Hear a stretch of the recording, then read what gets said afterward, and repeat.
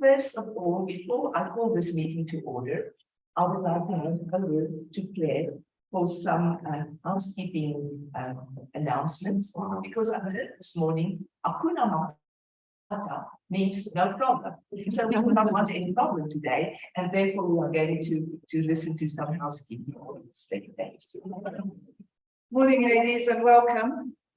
First of all, could I ask you please to switch off your mobile phones or put them on silent so that we don't have any disturbance during the meeting. Then I think you've all found the ladies' room. It's across the lobby and in the corner. Lunch will be served after this session. There is a sales table, combined sales table for ACWW and EAWL publications. So please do have a look if there's anything that you might like to purchase. And our executive secretary, Christine, is in her office and she will handle all the sales. So please, if you would like to buy something from the sales table, please be welcome. Karibuni, as they say in Kenya.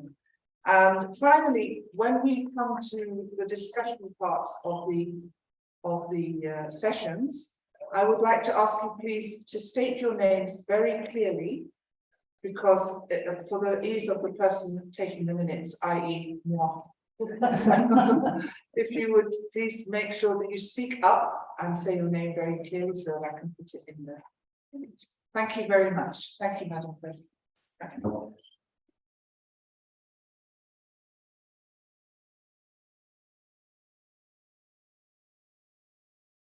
Good morning. It is my privilege to call to order this ACWW Area Conference of East, West and Central Africa in Nairobi, Kenya. ACWW recognizes the indigenous communities upon whose traditional lands we meet, and we are grateful to come together here today to share a moment in the rich history of this land. This conference is a hybrid event, therefore it will be conducted in person as well as digital. This is indeed a historic moment for ACWW, as it is the first time ever for an area conference to be conducted this way. This conference is attended by members in person, as well as members of this area who will join us by Zoom. And also, this conference is live streamed. So ACWW members all over the world are joining us today, and it makes it really a very wonderful event for us to have this conference here in Nairobi. On display, as you can see on the window there, are all the flags. Now those flags are of the different countries of this area. And I would really like to thank Francis and the assistants who put it up yesterday and for us to see today. So being here with the flags here, but in Kenya, I would like to invite you now so that we can raise and we can sing the national anthem of Kenya, and as it is translated in English, O God of all creation. And the anthem is going to be led by, the singing is going to be led by Claire Jetwa.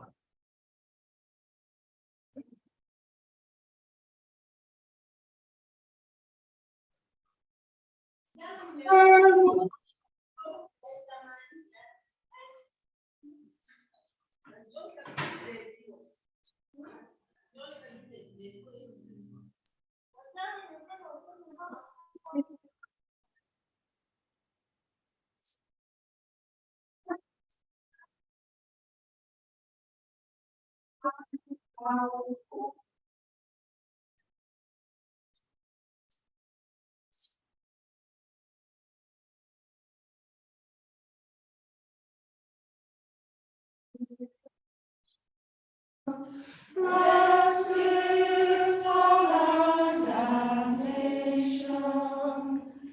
Justice be our shield and defender. May we dwell in unity, peace and liberty. Plenty be found within our borders.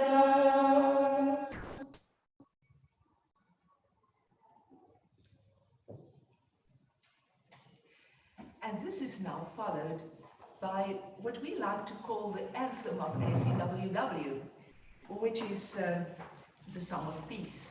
And you will also find the words in your program. So therefore, let us now sing together.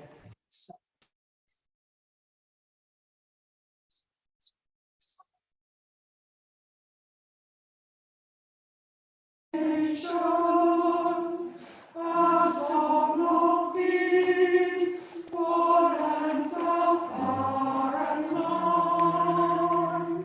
This is my love, the country where my heart is. This is my hope, my dream, my shine.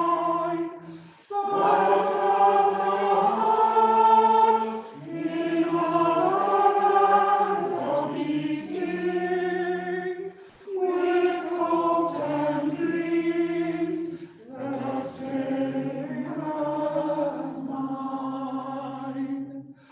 My country's skies are bluer than the ocean, and sunlight beams on clover deep and fine.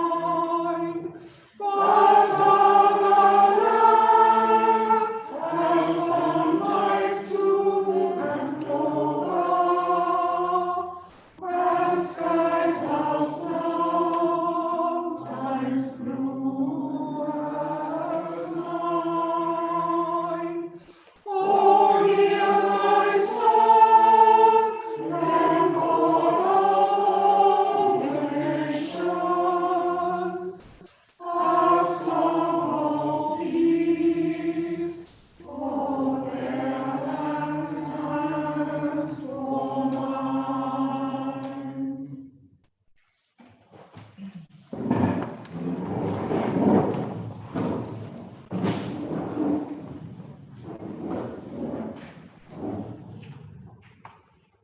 This ACWW conference is hosted by the East Africa Women's League, and it is my pleasure to hand over now to the chairman of the Hostess Committee, Mr.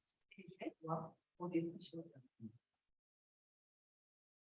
opening. And actually the welcome. And after you've welcomed us, then I will take care of the official opening. Actually, our chairman was going to welcome everyone. Oh, sorry, that is my mistake. So I'm really glad that you are with us this morning. And if you could please let us, if we welcome. Good morning, everybody.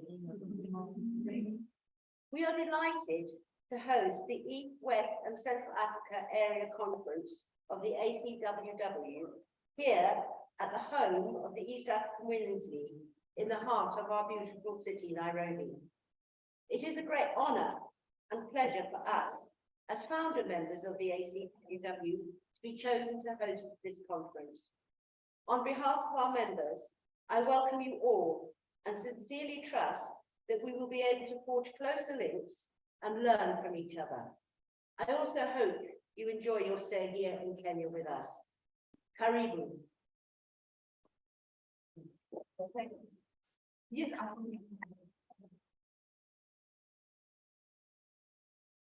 well, thank you very, very much for your warm welcome to this conference and to your beautiful country and its friendly and generous people. Well, circumstances beyond her control prevent the area president, Irene Chinjay, to attend this conference in person. So, thanks to modern technology applied by our skillful members of staff, Mrs. Chinje is now joining us virtually as she will extend a word of welcome. And we can now pay our attention to the screen.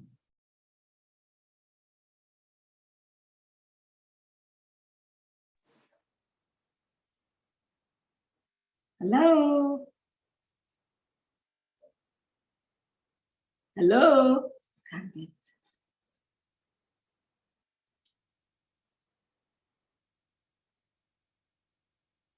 Hello. We can hear your voice. Okay. Okay. Sorry, with the projector, please bear with us a moment. We're just having a moment. We're expecting to play your video, Irene, bear with me. Yeah. So it will happen soon. Can I go on?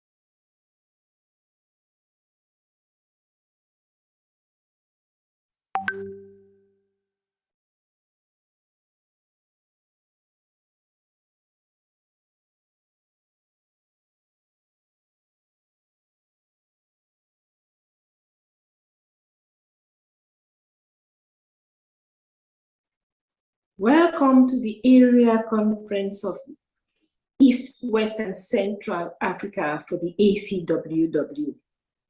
Another year for us to come together and get the East, West, and Central Africa Area Conference, a great organization. Look forward to our journey for the last 4 years. It's not been an easy journey since we last met in Kampala, Uganda. Our challenges have been enormous, but we can together get through this if we stand as one, walk our talk, and get our voices heard. It's very important for each of us to take part at this ACWW table, to be a part and to echo our thoughts and our challenges. I'll borrow from Carl Jevin to add to our thoughts these words. At the table of the world, some have plenty, some have none. At the table of God, all are plentifully fed. At the table of the Lord, some have honor, some have scorn. At the table of our God, all are welcomed and acclaimed. Blow among us, Spirit of God, fill us with courage and care, hurricane and breath, take us on our journey of love. With this love, I welcome our luminous World President, Magdi, our altruistic executive staff, Nick and Jenny. They've been a great shoulder for the area. I lack words to express your support. To our friends who have joined us, we appreciate you all with all the sacrifices you have made. To all members who've made it, I say thank you and encourage you to keep the steam. My heart is most thankful to the East African Women's League, to Claire, who has selflessly been able to bring us this far, despite all the challenges, accepted to host us in the midst of everything.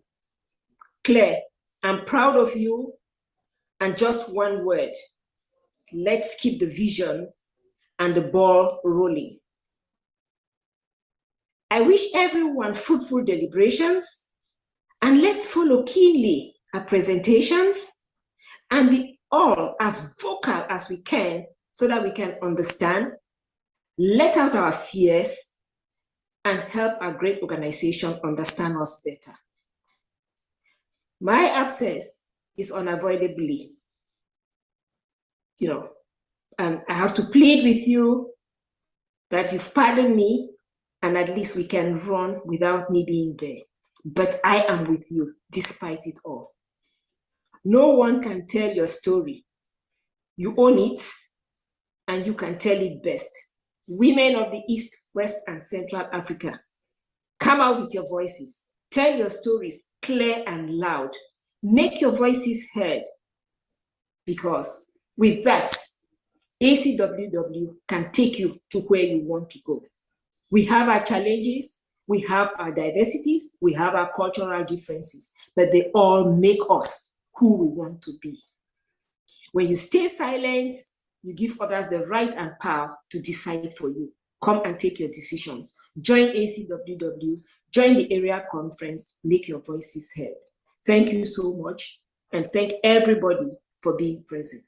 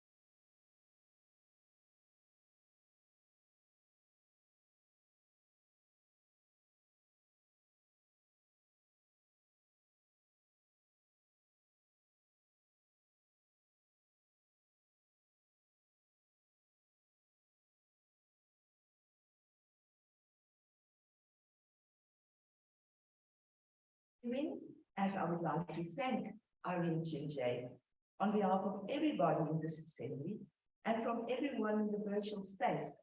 I thank you for your words of welcome and encouragement. We miss your presence, we really do, but we respect the decision of your medical team, and it is now my privilege to officially open this conference, and I thank you for the opportunity. So, Honorable Area President Irene Chinjay, Honorable President of the State Society, and members of East Africa Women's League, Honorable members of the affiliated societies of the East, West, and Central Africa area, ACWW members around the world who are joining us on various digital platforms, and distinguished guests. This is the area conference of East, West, and Central Africa of ACWW, which represents affiliated societies and individual members from East, West, and Central Africa. Thank you for the friendly words of welcome I received this morning from members whom I've met, and from Irene, and from the State Society, everybody. I feel so welcome here, and it is indeed a privilege for me to conduct this conference. I refer to this conference as being an extraordinary event. As I've mentioned before, you are in the process of making history within ACWW. You know, these are exceptional times and we need exceptional action. And by conducting this hybrid conference, Madam President, you and your members are acting in an exceptional way. Reflecting on the theme of this conference, our diversity is our strength. I am reminded of the selfless and courageous women of this area. Women who worked hard and still are, focusing their passion, drive, and value time into pursuing a better place for their fellow countrymen and women and children to live. As affiliated societies of ACWW, being a worldwide organization to connect and to support women in rural areas and elsewhere, this area's members are able to identify and to seize opportunities to reach remarkable achievements. The lifeblood of an organization is its membership. From the smallest branches to the vast umbrella organizations and individuals around the world, and indeed in this area, ACWW and East, West and Central Africa area rely on generous and passionate supporters to allow us to invest in empowering women and helping people.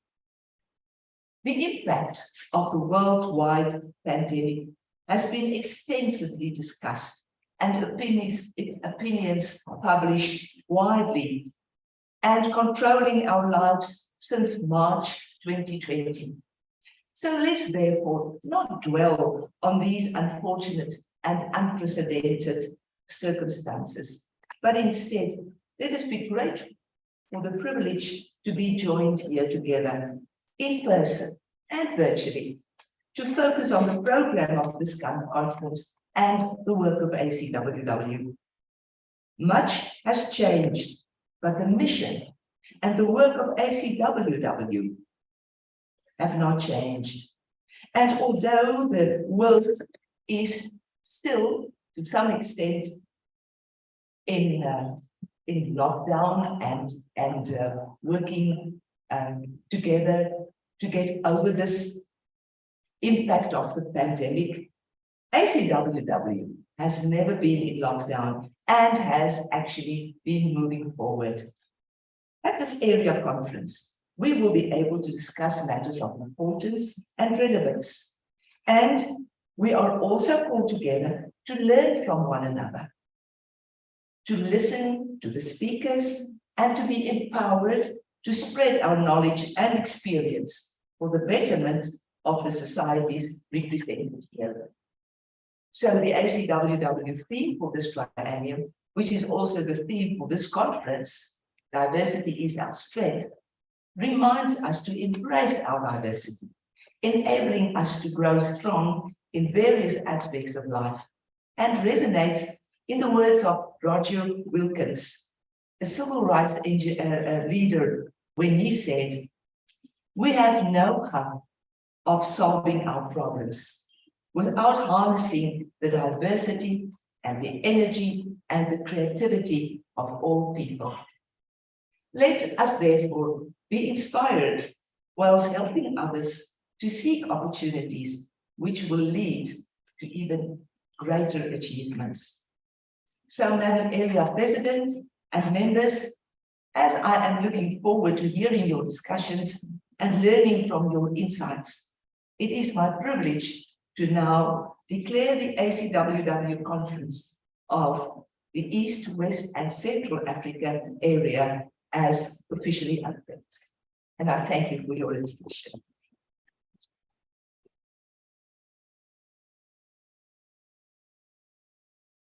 So before we adjourn for lunch, I wish to introduce our guest speaker, Ms. Fatu Shang from FOA, the Food and Agricultural Organization, who will share her views on FAO and how it can be applied to the work of ACWW in general, and this part of the African continent in particular.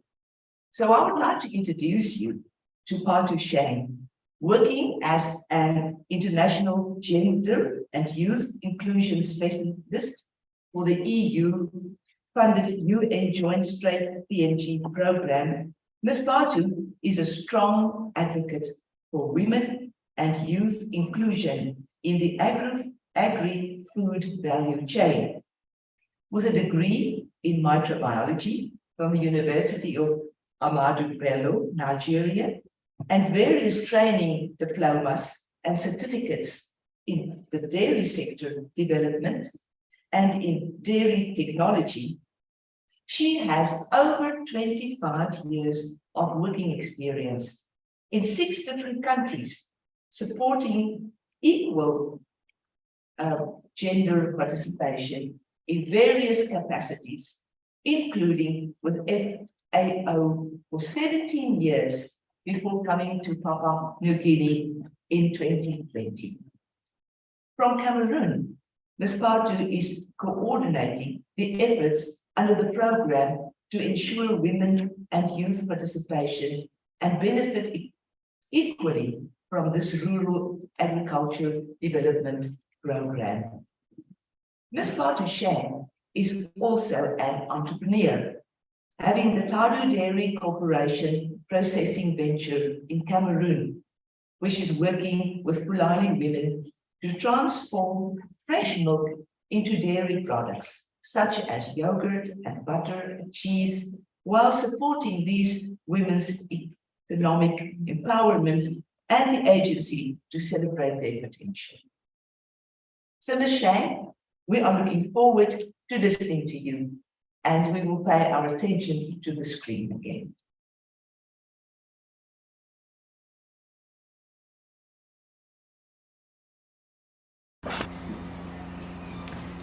The former Vice President of the United States, Hillary Clinton, once said, and I quote, "The unfinished business of human history is the full emancipation and equality for women."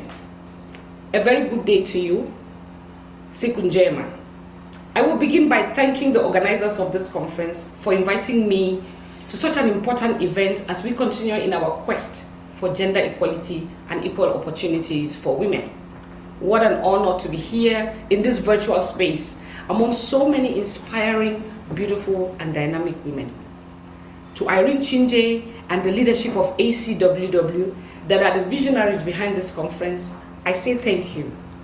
It is always important for us to take a pause, to stop, to reflect, and most importantly, to listen, to learn, and to grow. When I first received the invitation to talk at this majestic gathering, I must admit that I paused, because I knew that this moment in our continent is one of great importance. It's a moment of change and uncertainty too. I paused because I knew that I will be speaking to an audience of great women who have likely seen so much triumphs, but have equally experienced grief in the past years due to all sorts of issues in their lives, including the global pandemic, as well as economic hardship due to the world's unrest. It is increasingly clear that the key to economic growth and development for the world's poor lies in the ability to harness the potential of more than half of its underprivileged of the world's population, which is women. Let me begin by reminding us, and I know that we know that half the world is women. Today, more than ever before, the global economy needs precisely this 50% of its population to provide the light, to provide the nutrition that the world needs, to provide health to all, and to reduce poverty and give better nutrition, as well as to reduce the unrest that has hit the world and Africa where we are right now. The reasons are obvious. 2 years ago, into the global pandemic. The global pandemic, it's more than 2 years now. The recovery is still too vivid, and we can still feel it. We still face grave challenges to growth as the new normal sets in and as economic inequalities increase. These challenges warrant us to dig deep into our inner recesses and to come up with ingenious solutions. Yet, one of the solutions is looking at us right in our faces, and that is the unleashing of the economic potential of the human capital that women bring to the table. With that said, I would like to remind us great women and men of Africa and the world of some of the facts that are sometimes too obvious but often neglected. Fact: more than 1.3 billion people in the developing country, they live on $1.25 a day. This is called absolute poverty.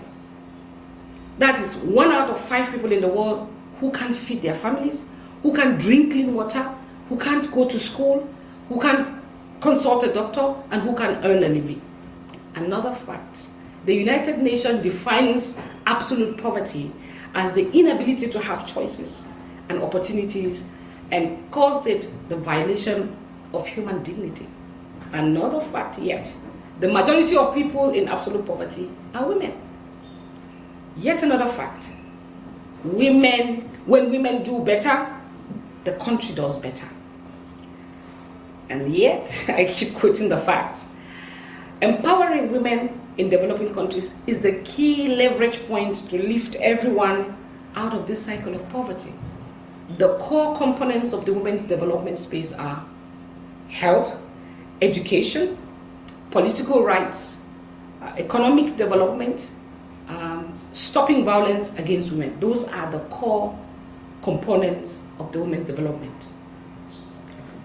These things are very important, and there are hundreds and thousands of NGOs like ACWW and many other NGOs that are present here today in the world that are working on these issues. But if a woman has suffered a lifetime of oppression, she can feel worthless. So she does not take advantage of these resources. She believes she can't, and she won't. A woman who believes she can't save money will do nothing to learn about how to save money. If she can't believe she can't believe in her health, she doesn't see any reason to get proper nutrition. If she can't value her own life, she does not seek medical attention. And that means, in spite of all the inspiring work that NGOs like ACWW and the rest of us are doing, they are not able to completely empower the woman. Now, the question is, what to do? According to the UN Development Program, in order to be empowered, a woman must have equal education, must have access to health, must have access to land and employment, and also the agency to use these rights, capabilities, resources, and opportunities to make strategic choices and decisions. What is agency now? Agency is the belief inside a woman that allows her to take effective action to improve her life. Agency, that is what allows a woman to believe she has control of her own destiny. Agency is a woman's belief that I am and I can. A woman who believes she can save money uses the resources to learn how to save the money. If she values her health, she will seek out nutrition or nutritious foods. If she values her life, she will get tested for diseases and take medications.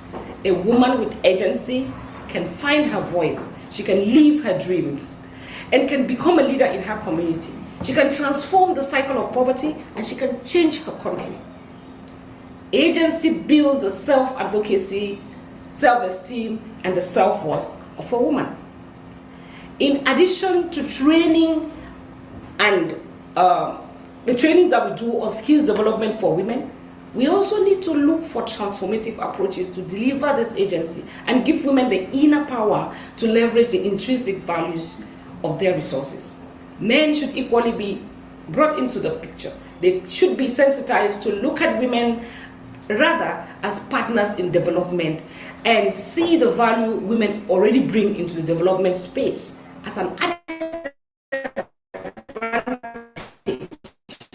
of being inclusive of women. This can trigger and has triggered behavioral changes, not only for women, but equally for men. And in conclusion, why should we empower women and give them and make them have agency? I have 3 arguments which I hope I have raised. It is a business case. Women have the population. 50% of the world is women. So when you include women, you involve 50% of the potential of the population. Women are humans and they have human rights. That is my second argument. Women can lead, or involving or empowering women can lead to reduction in poverty and improved nutrition. We know the arguments, 3 of them. So I urge every one of you, all the women and men of goodwill, to dare the difference and bet on women. I promise you this, you will not be disappointed. For when women shine like the sun, their radiance will be forever undimmed. Thank you very much. Asante sana.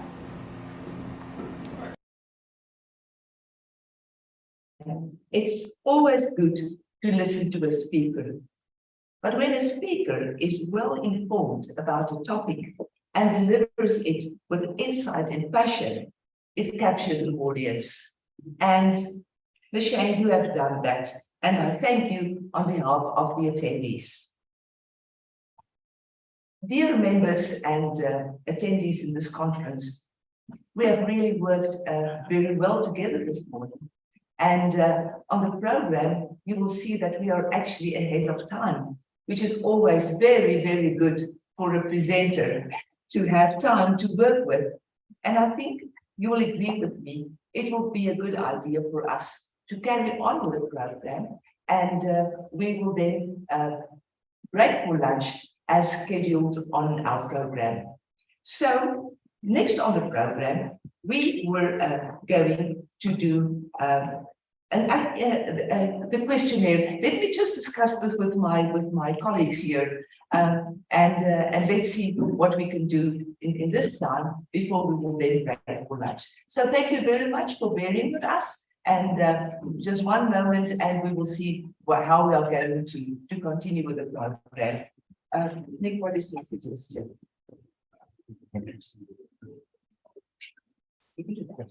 Okay, well, fine. We are ready to do the questionnaire now, and therefore I am handing over to Nick Newland, who will, and also to Jenny Sellers, who will help us in this part of our program. Thank you very much. Thank you, Madam Board President. Good morning, everyone. It's wonderful to see you here. Thank you for being so wonderfully prompt and efficient this morning. It's been a great start. Jenny and I have the honour of being here from Central Office in London. We were already visiting some projects in the area, and it made sense for us to be able to come and join you all. And there's some familiar faces from the 2018 area conference in Kampala, which I had the pleasure of attending as a volunteer. And so it's wonderful to see you again.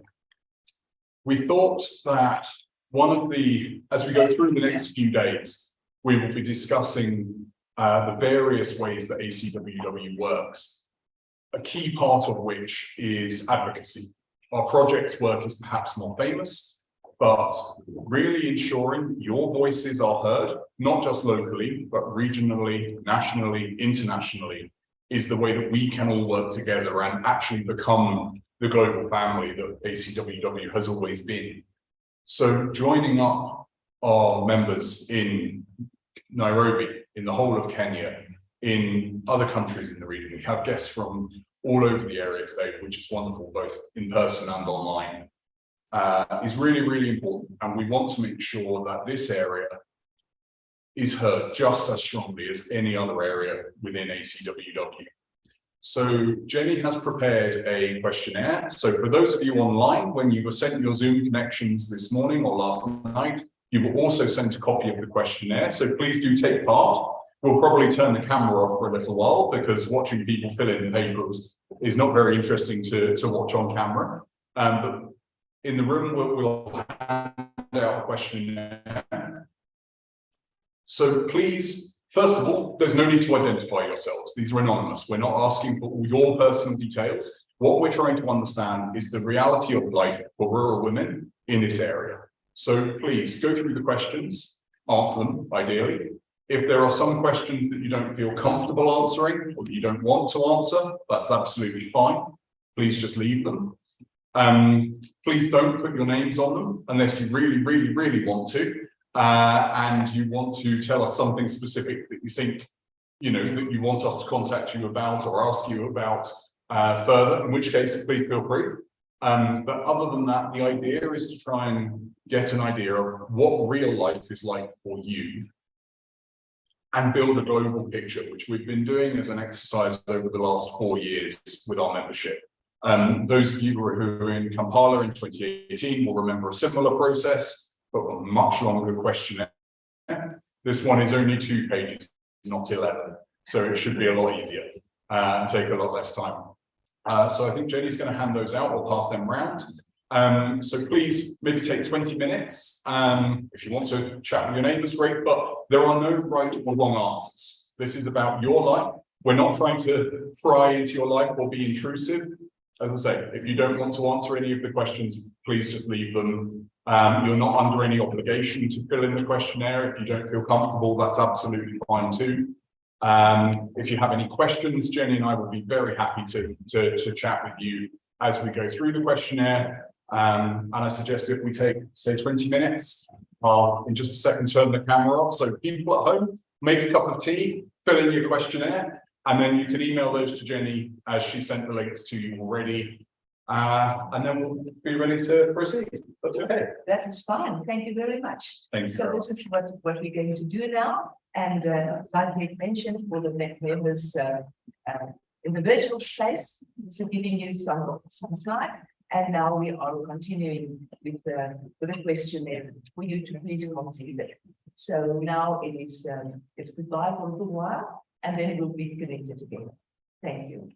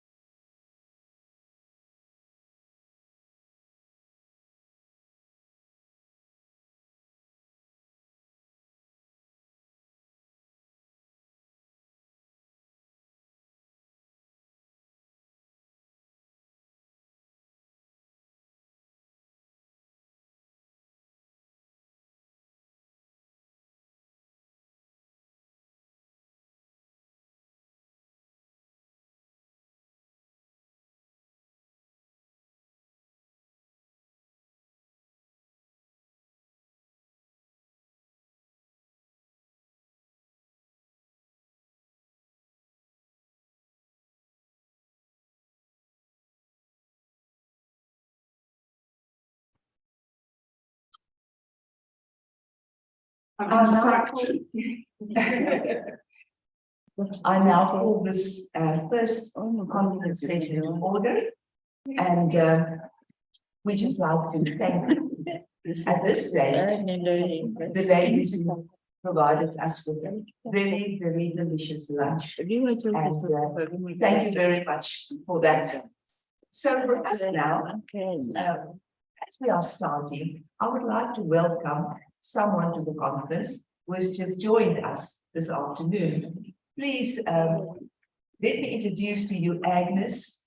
She is from Beats and Beats in the Masai Mara, and she has traveled all the way this morning to be here, and we welcome you to our conference.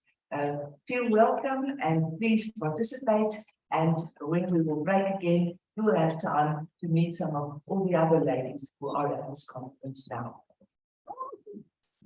But when we move on in this afternoon session, we would like to speak about ACWW, of course, because that is one of the reasons we are gathered together, is for you to receive information and to be, well, just anything you would like to ask later on and so on. So what I would like to do is to give you a background and an introduction to ACWW, and then I'm going to ask Nick Newland and Jenny Sellers from Central Office to join me later. But first of all, if I would like to introduce you to ACWW, I would like to say that rural women are the backbone of families, communities, and nations. But they suffer the most impacts of climate change and conflict. They go unheard in legislation and remain unprotected and unsupported. Associated Country Women of the World exists to change that. ACWW amplifies the voices of rural women so that the problems they face and the solutions they raise are heard and acknowledged by national and international policymakers and legislators. Our work is rooted in the fundamental principles of human rights, and we work on behalf of those who experience intersecting injustices and inequality. ACWW stands against discrimination in all its forms and works towards gender equality, accessibility, global citizenship, solidarity with those facing discrimination, and sustainable development. ACWW's membership spans 82 countries, and since 1947, we have passed more than 180 policy resolutions by popular vote.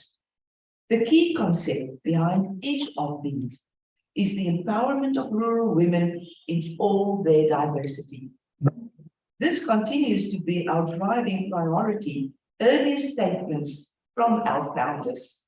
ACWW calls for cooperation among women's organizations to ensure action to secure meaningful, quality education for all young people.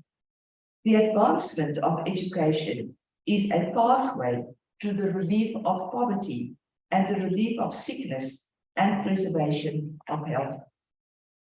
We will work with peers to redress racial inequalities and leverage our partnerships to ensure positive joint working, promoting, sharing, and learning from the best practice wherever possible to encourage greater accountability and advocate for meaningful change. ACWW commits to being an anti-racist organization and aims to equip all members to address racism within their own communities and collaborate to ensure that the voices of women of color and indigenous communities are heard. The Associated Country Women of the World was founded in 1929 to bring together rural women and their organizations all over the world, and in so doing, address the challenges they faced as a result of the isolation of their communities, discrimination against women, and their lack of access to political processes. So this is the background, but indeed, It is also the core values and the principles of ACWW, our beloved organization. So now I would like to call upon Mr. Nick Newland. You have seen him this morning helping us around, but I would like to introduce you to him in a proper way, because Nick Newland is our Advocacy Director and the Chief Privacy Officer of ACWW. And now I would like him to continue to give us a historical background or some information that you will feel is important for this conference today. Thank you very much, Madam Law President. Good afternoon again. Nice to see you. And I'm very pleased to say that we have a lot more people joining us online this afternoon. We have some joining us directly on Zoom, and we have others from around the world joining us via YouTube on our website. So you are being broadcast globally, which is wonderful. Terrifying. Thank you, Jenny. I apologize for the screen. It's a difficult compromise between having enough light that we can all see each other and being able to see the screen, but for those at home, it's very clear on their screens, I'm sure. So ACWW, lots of people know the letters, and we're often asked, well, what is ACWW and why and how and where did we get to where we are? So we thought it would be helpful to give a bit of an overview of the last 94 or 5 years and talk about where ACWW came from. So in 1927, there was a meeting in Geneva with the International Council of Women.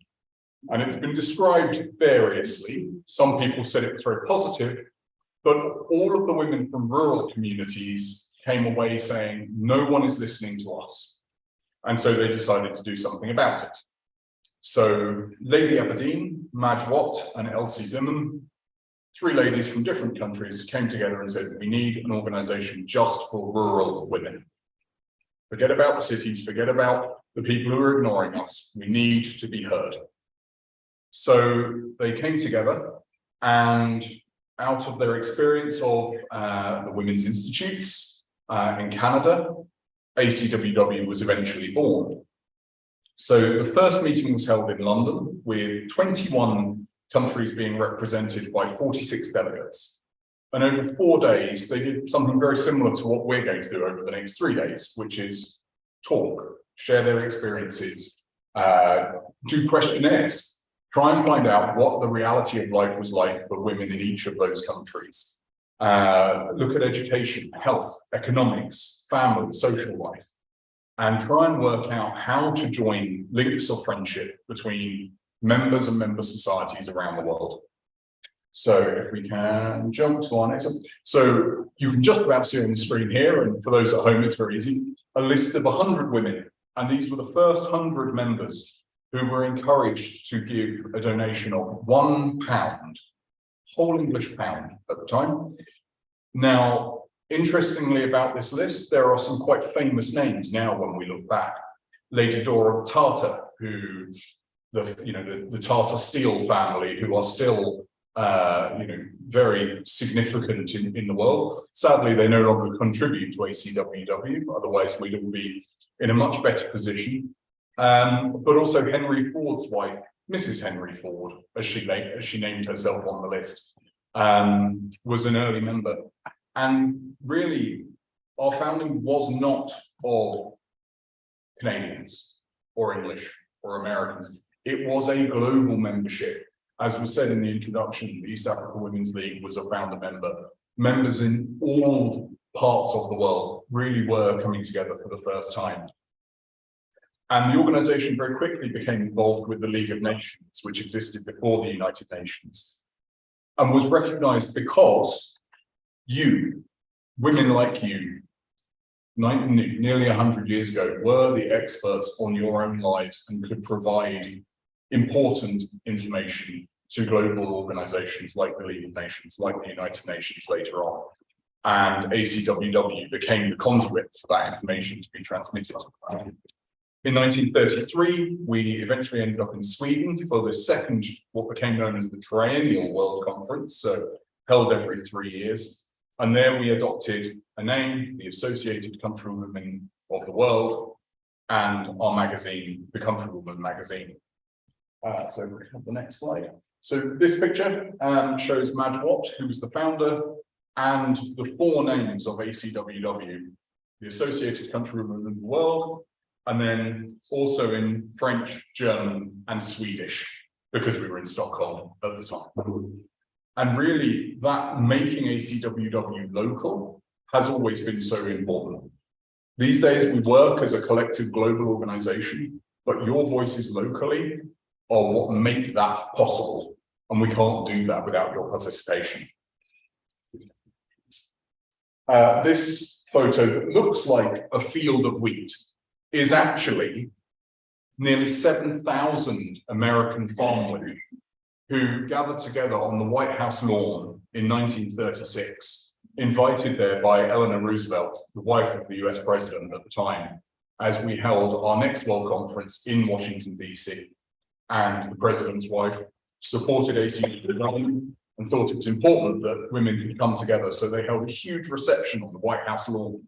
Again, we haven't been invited back. I'm making a note of all of these things, that we're going to reapproach everyone one by one. We'll see if we can get some more invitations. But crucially, that World Conference not only established the position of world president and deputy world presidents, but also 10 vice presidents who represented the areas of ACWW. So for the first time, they were the equivalent of area presidents coming forwards and being recognized. It was also decided at that point that every member society should have a study day to study another country within the organization, try and share information and learn from each other. And we launched what was then known as Pennies for Friendship, which until earlier this year was a fairly major part of ACWW's funding strategy, asking members to donate a little extra on top of their membership fees. Interestingly, though, policy resolutions passed at that conference, including one on consumption of milk by rural families and use of natural resources in the home, were then sent to the League of Nations Nutrition Committee. And at that point, the Nutrition Committee invited ACWW to become a permanent member of the committee as the expert voice on rural women, because of the contribution of its members. There was a minor issue shortly after this called the Second World War, which took a little while to deal with. But after that, in 1946, 1947, when the United Nations was formed, ACWW agreed that it should be right back in the international space where it had come from, and that we should cooperate with the UN Food and Agriculture Organization, the Educational, Scientific and Cultural Organization, now called UNESCO, and take advantage of the opportunity to join the Economic and Social Council in New York, and wherever possible, represent the voices of ACWW's members. So here you can see at UNESCO, ACWW reps from 7 countries taking reports and taking them back to their members to ensure that the members were hearing the two-way street. It's not just send information over, it's pull information back. What's happening elsewhere? How can we learn more? And next, sorry. And again, in Geneva in 1950, at the Human Rights Council, members of ACWW coming forwards and holding their governments to account by telling truth to power and really making a case for the reality of their lives. In 1948, the world president actually said that with the acceptance of consultative status at the United Nations, a new necessity was placed on ACWW to speak for our constituent societies internationally, to take positions on international issues which have import for national governments and national organizations, not only socially and economically, but politically as well. Today, we still use our status at the United Nations to ensure that we are not just bringing your voices forward whenever we have the opportunity, but also to try and influence negotiations, debates, policy text, to try and make sure that rural women are never being forgotten in international law. We started sending observers to the various UN offices, and it was agreed to establish 7 ACWW areas for the first time, really identifying, although we now have 9, our regional areas. And a really interesting comment that the same world president said when they met for the next conference: we who belong to ACWW do not all think alike. The strength of the organization comes in part from this. Honest differences help us more clearly see and plan more wisely. Out of our diversity can come our strength if we work together to get agreement and harmony on the things that we can. This is, after all, what we are seeking in the world today. Our challenge is to discover common interests, mutual advantages, and aspirations. And it was partly because of that I was so excited in 2019 after our World Conference in Melbourne and Mr. Koch was elected world president, that we adopted our diversity is our strength as our triennial theme. Because for too long, our membership has existed in pockets around the world. And this training is an opportunity for us to really, especially with the challenges of COVID, come together and ensure that voices are being united. On screen, you can see Mrs. Aroti Dutt. Very, oh, yes, there we are, sorry.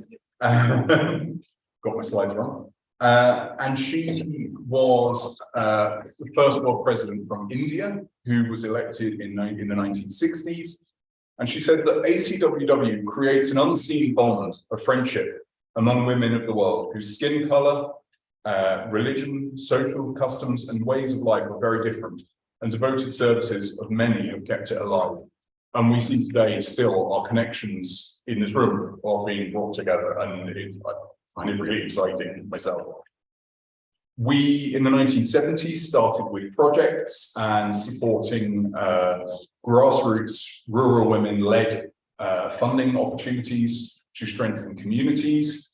And we started working very closely with the UN Food and Agriculture Organization, the FAO. And obviously we heard from Patu Chang earlier from the FAO.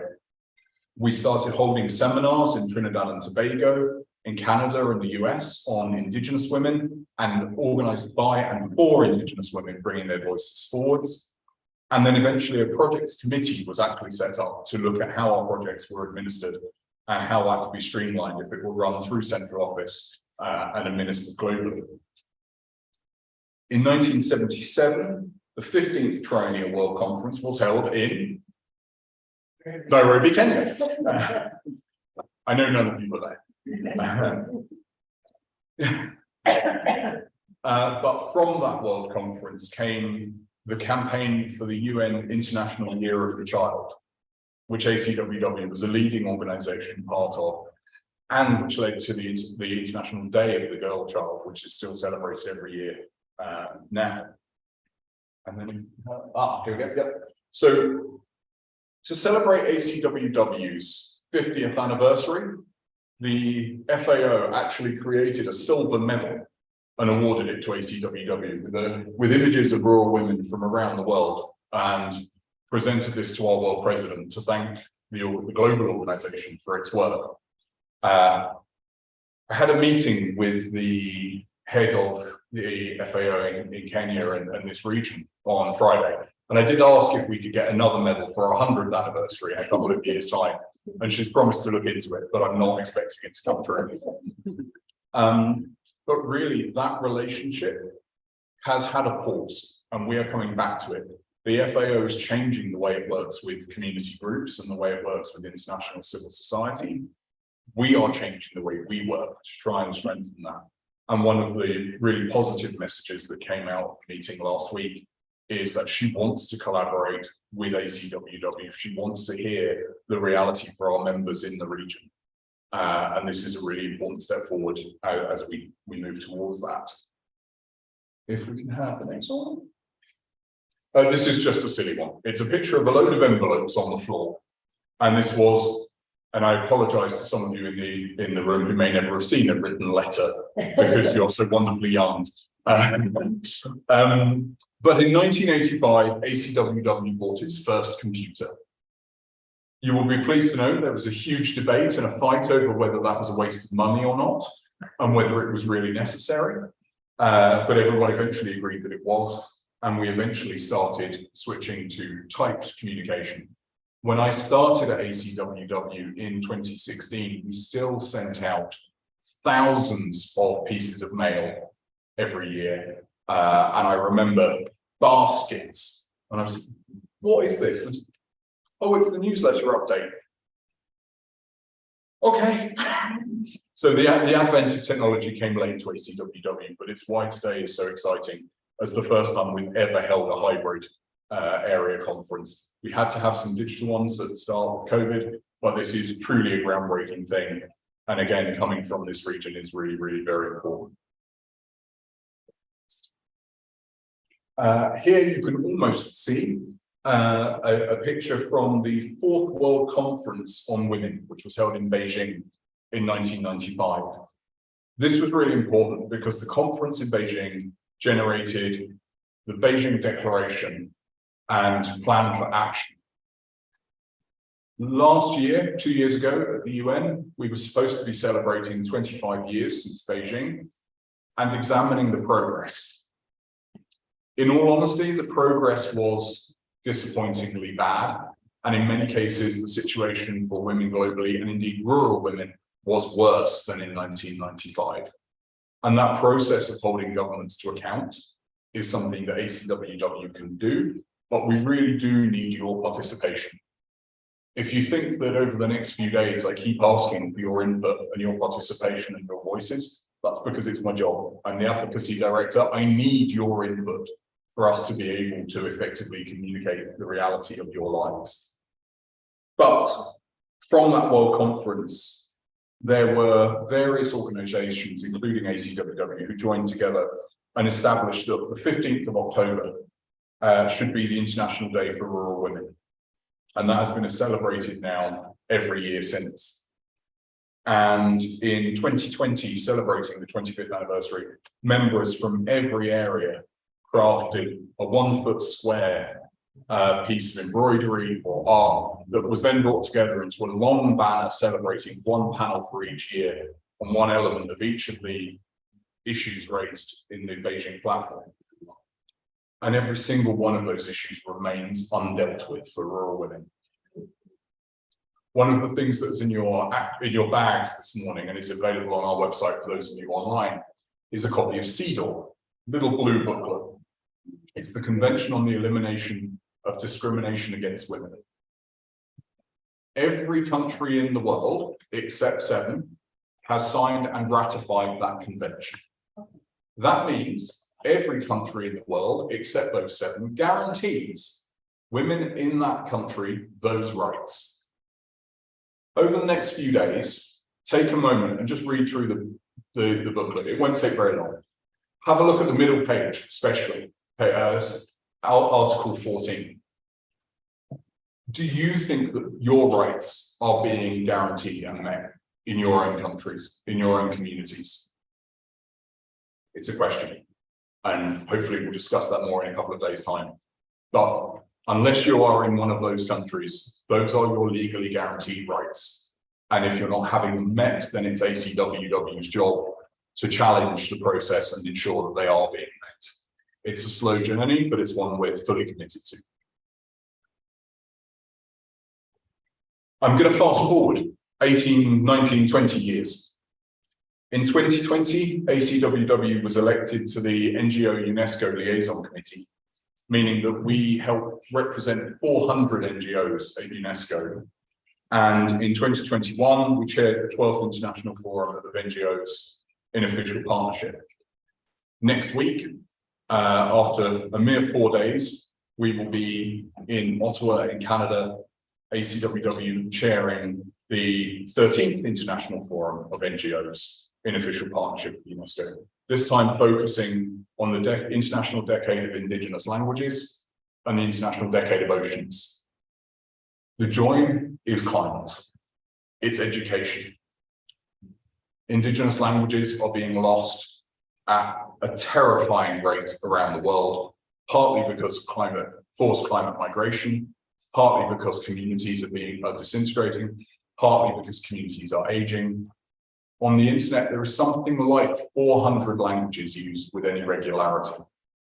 As an example, there are more than 300 indigenous languages just in Canada. I don't know how many indigenous languages there are in Kenya. I don't know how many there are in Sierra Leone. But if you look at globally at the number of indigenous languages that are disappearing because they are kept within community and those communities aren't being supported in keeping them alive, then it's a real issue for all of us, because we look at climate. Why is it relevant?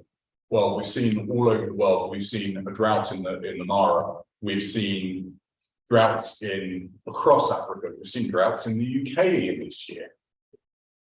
And if you think that if your only communication link is in your indigenous language, and no one putting that information, no one sends the emergency communications from the government in your language, how do you get help? How do you actually survive what we have, committed ourselves to as a world, mainly because of, developed industrial nations? So we're really strongly committed to both the preservation of languages and of course oceans. And if anyone wants to chat to me about the event next week, you'd be very welcome to join online, and delighted to get some feedback. We're there. In 2019, Magda Kopp was elected as our world president. And this was the first time that a world president from Africa had been elected world president. The theme, as I said earlier, for the training was diversity is our strength. Almost immediately after the World Conference, within 6 months, COVID hit and the world closed down. One of the things that we really fought for during that period was not to let ACWW die or close or be shuttered and curtained until we could all come back together. And so we started having afternoon tea meetings online. We started working with members who were struggling with digital connectivity to try and help them and give them some capacity. We started doing surveys to chart the impact of COVID on rural communities, which were recognized by UNESCO as a global policy initiative that needed to be supported.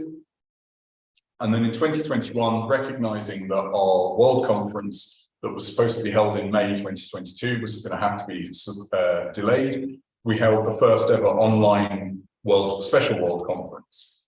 And at that point, 83 voting member societies voted in favor of delaying the World Conference. I say that because there should have been about 120, which means that 40 or so member organizations weren't heard. Now, we know that one member society voted against delaying, and one accidentally voted against delaying because they contacted us afterwards to say, I'm really sorry, I clicked the wrong button, can you change it?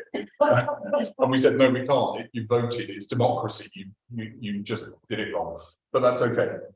But the critical thing is, even if those 40 societies had all voted in favor, that wasn't the concern. The concern was a third of the membership wasn't being heard. And that's really important. Whether they didn't get the communication, whether they didn't have connectivity, whether they didn't have the resources, whether they weren't sufficiently engaged, whatever the reason, those voices weren't heard. And that for us is a real challenge. And it's why we've worked with these area conferences to try and make sure that we can reach people as far and wide as possible. In the last year, the board of ACWW has taken some fairly major decisions and looked at some changes. And they also looked at the past. Any organization that is 94, 95 years old has a lot of history to look at and a lot of things to learn from itself. And I'm going to read out a few things, and I'm going to ask you to just think to yourselves about your own groups, your own communities, your own societies, and see if any of these feel familiar. Decreasing income over the last 30 years. A high turnover of individual members within societies and within groups. Shrinking membership, getting smaller. Limited ability to assess what impact you're having. Limited ability to do things because of low income and low investment. limited scope for changing systems because of a resistance within the group, misunderstandings about how things within the society work, lack of connection with grassroots members, an overextension caused by too many priorities, too many problems, too many concerns. That feeling familiar to anyone in the room? Yeah? Okay. So we went back to basics. How do we re-energize ACWW based on its initial intentions and the original mission given by its membership? And so the board decided to work to empower women to take their places in decision-making in communities, to engage with UN processes that hold governments to account, especially when they fail rural women, to invest in projects with more investment in the community and focus on member societies rather than outside groups. Look at capacity building in core projects, look at building capacity for our members who are carrying out projects. Work with strategic partners where possible to find people who are doing similar work or can strengthen us as we work in partnership. Focus on climate smart agriculture, rural women's health, and education and capacity building. Report project impacts to our members and potential supporters better. Give them a better idea of what's actually being achieved. Encourage ACWW coordinators from every single member society. Rather than having a few people try and speak for the whole membership, actually get every member society to put a coordinator forward and have them act as a global voice together for us, and to create the Rural Women in Action Fund and unite all our funding rather than having little bits here and there that mean we can't achieve big targets.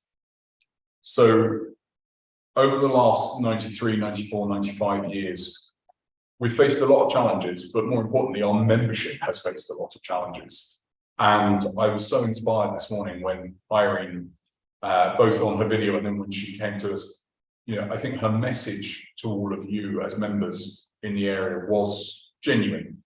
I know Irene quite well, she speaks from the heart.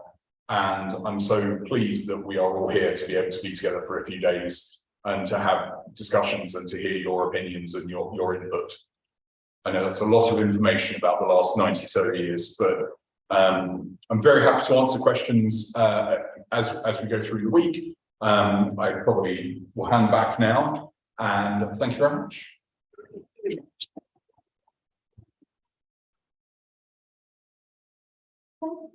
Excuse me, Madam Chairman, could I have one question to make this relevant now? Yeah. I was trying to find the online stream because I wanted to let my branch members know that it was happening. I couldn't.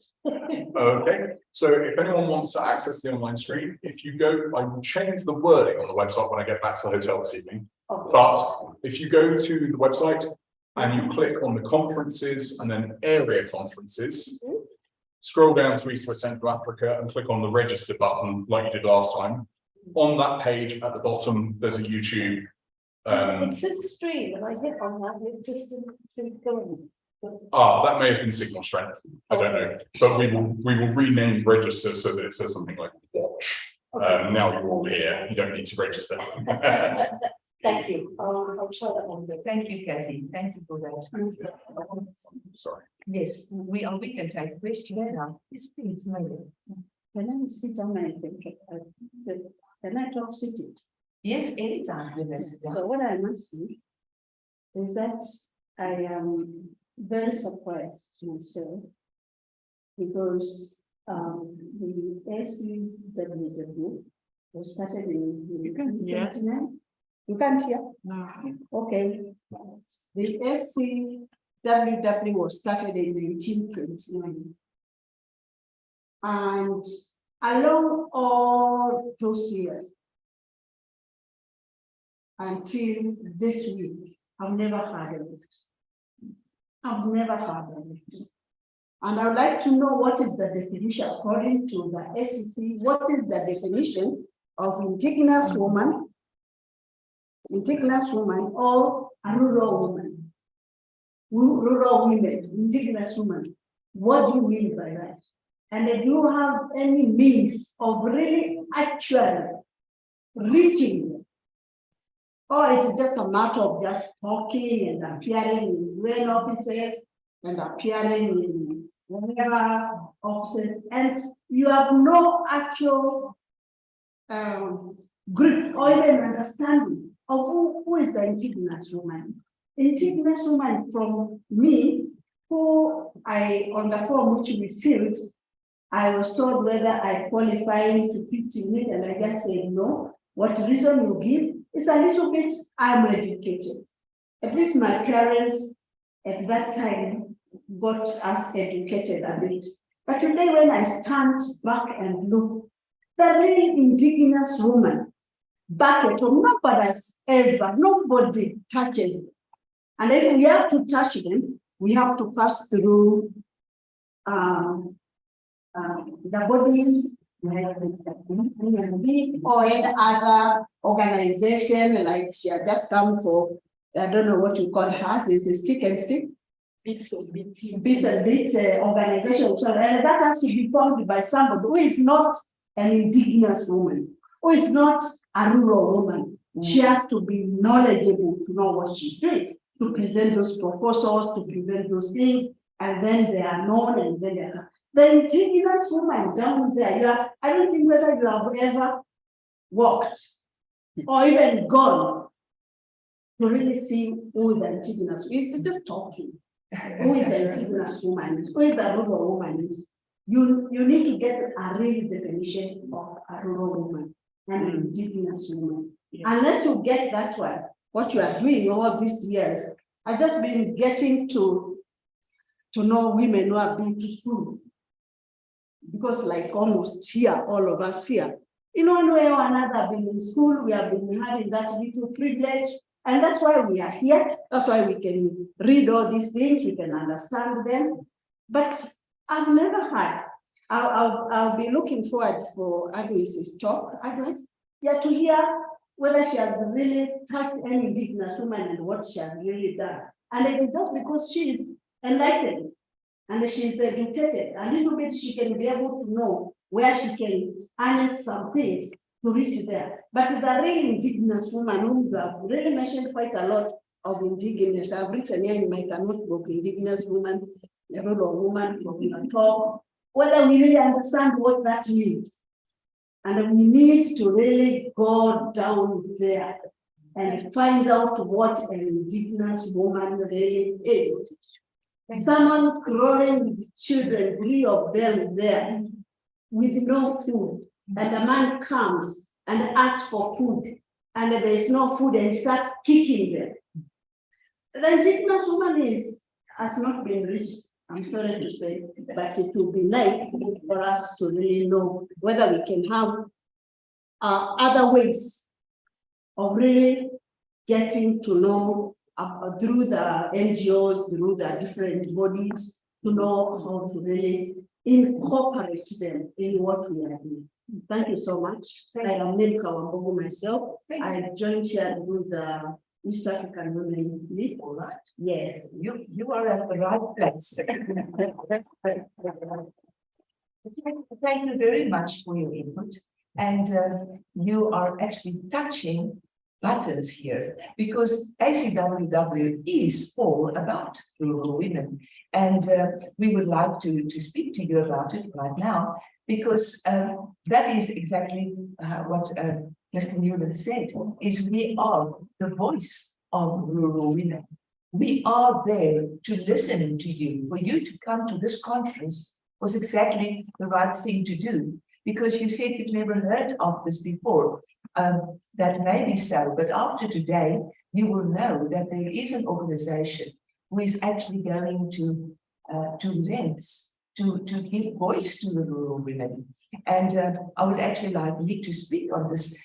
For instance, we have participated in many forums where we have approached people from rural areas to participate on those online events where the world could listen to them.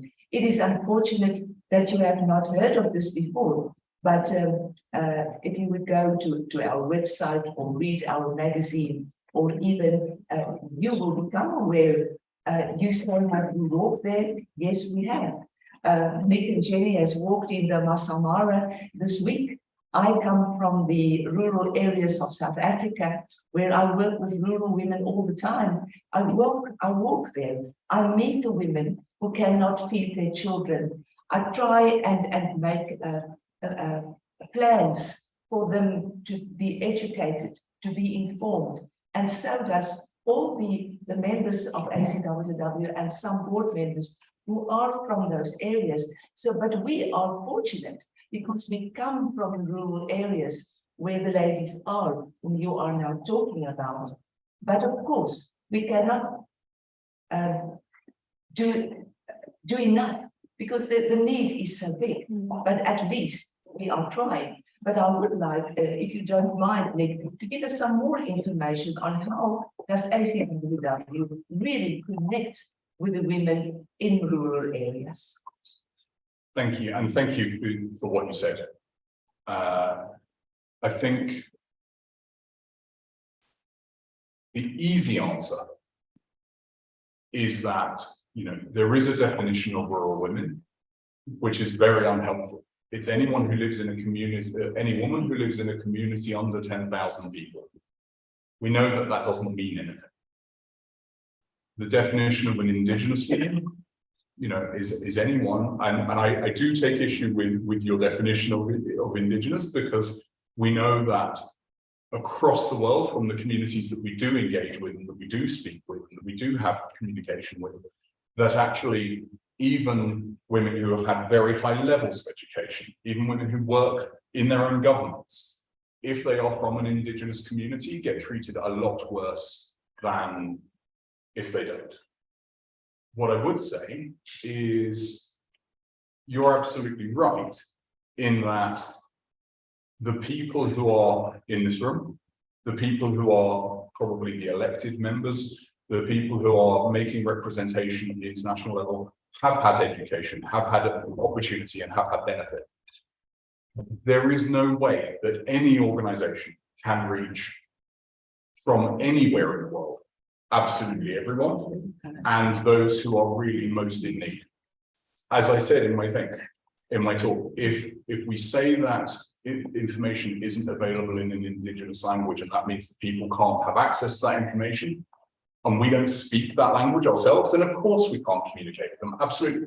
But that is why we are so committed to working with our members, our individual members and our member societies all around the world, because they do live in those communities. They do have access to those communities. They do have connections with the women in those communities. And our job is, as an organization, as a member of staff, my job is not to go to the UN and give my opinion. My job is to bring together the input from women like you and the women that you represent as leaders and people in member societies. I think the most wonderful positive thing in the world for us to be able to go into every community in the world and bring forward the voice of every woman. No one will ever be able to do that. It is an impossibility. What we need is our members who live in those communities, who have access to those communities. Agnes, I'm afraid I am going to use you as an example because of the work you're doing at the moment. Agnes lives in the Mara. She is working with local women who don't have education, don't have access to all of the privileges, and she's doing phenomenal work to support them, to give them a stronger, safer, healthier, more protected life, and to bring information about them into organizations like ACWW so that we can represent them. In terms of my own personal experience, yes, I have met Indigenous women all over the world in their communities, some of which are perfectly lovely and perfectly safe, and some of them are quite scary and quite dangerous for the women there and for anyone else. We're not blind to that, but we are committed to making sure that those women are never ignored. And so I fully take what you said, and I'm very happy to spend some more time over tea and to talk more and to get your input. And that goes to everyone. That's a genuine invitation.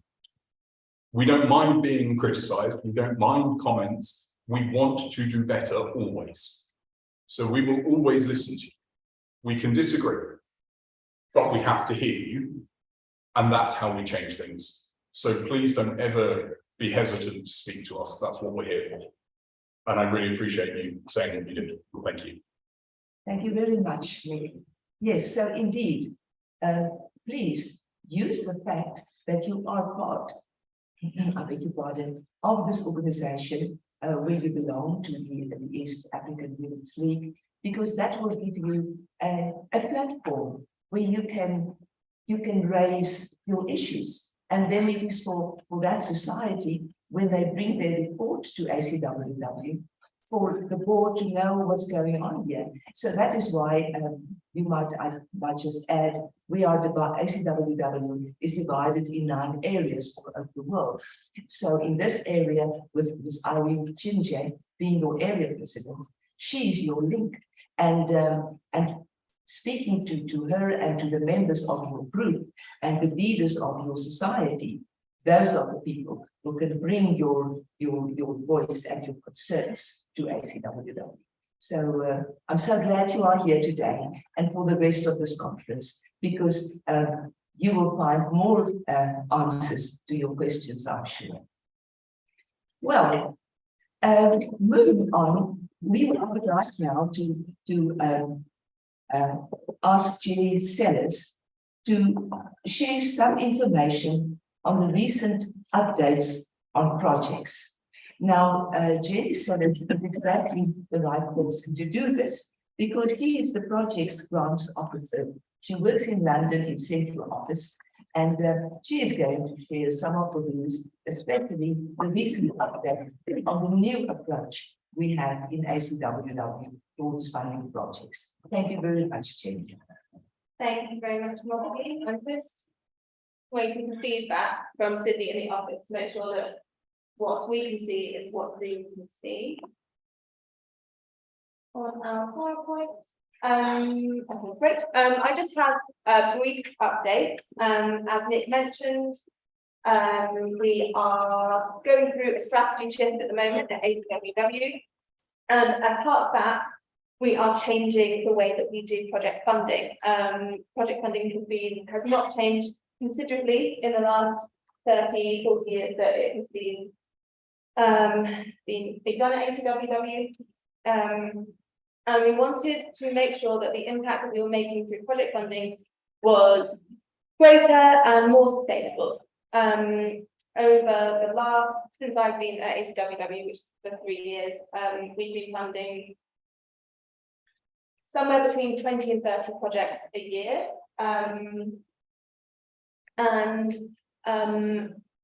Ultimately, this means that we are spreading ourselves too thin. The grants are smaller because we are funding more projects, which means that each organisation gets a smaller slice of the pie, if you will. We also had 6 funding areas, which meant that we couldn't focus our information gathering, our fundraising, our strategy on so many different areas. So we have cut down our focus areas that we fund.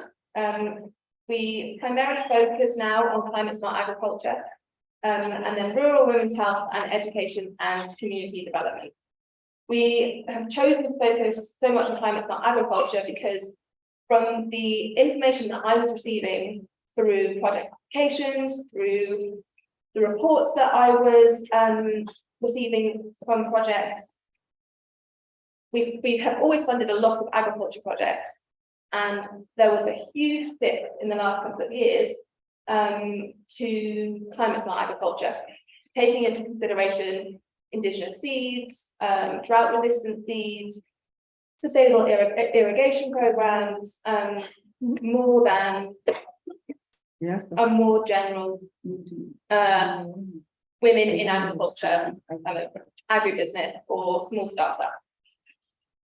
Rural women's health has always been a focus for ACWW and will continue to be so. And education and community development is a bit of a merger between our previously funded education projects and our capacity building projects.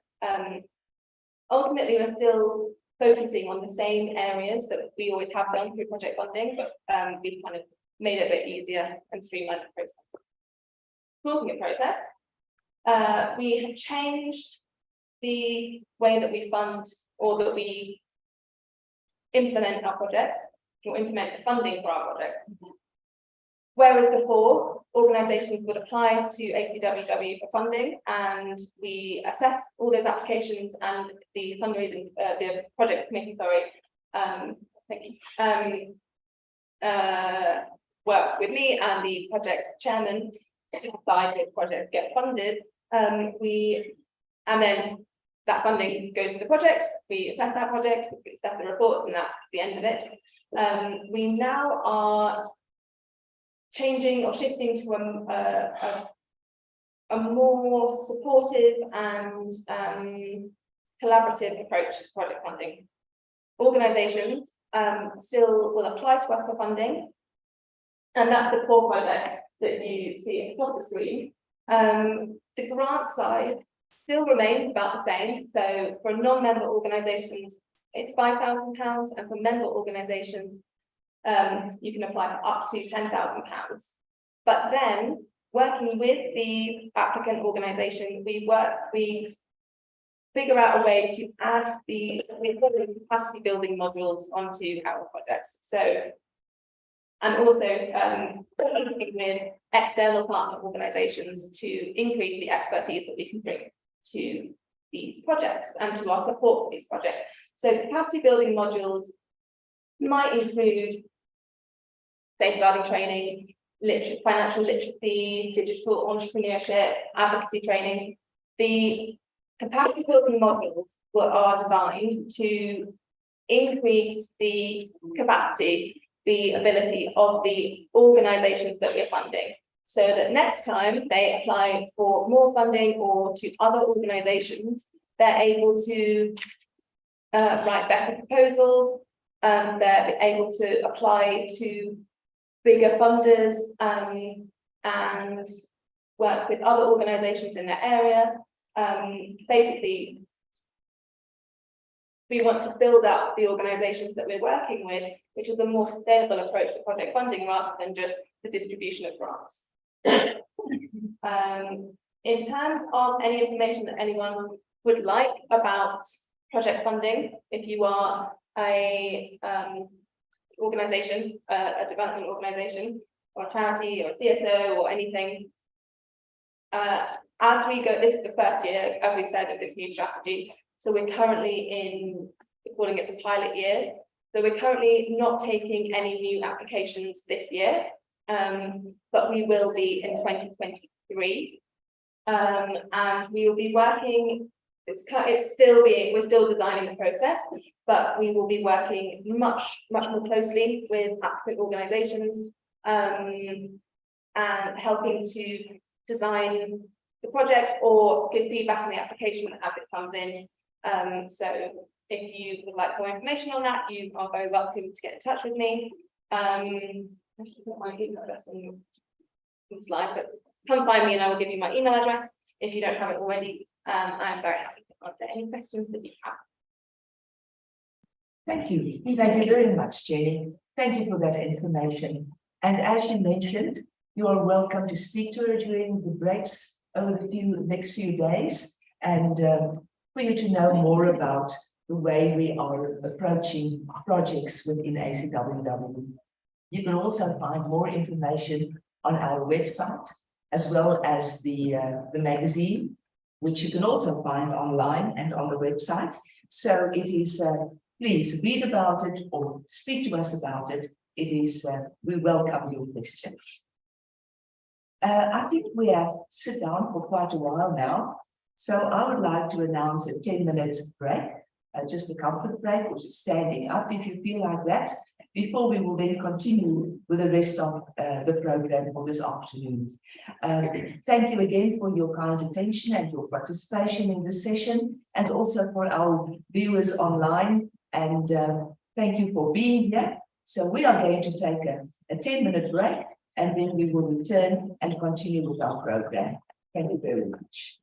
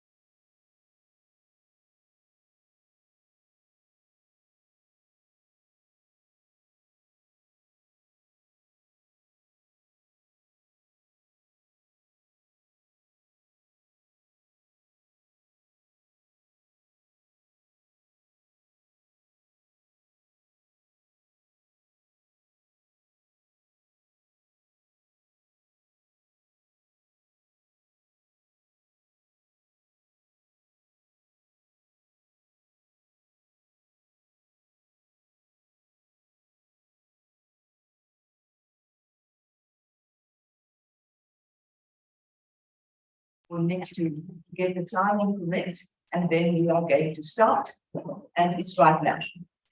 So welcome back after the brief break, and we are now continuing our program. We have been listening to what you have to say, and we are very interested in that. And tomorrow, we will have the opportunity to listen to the reports of the societies.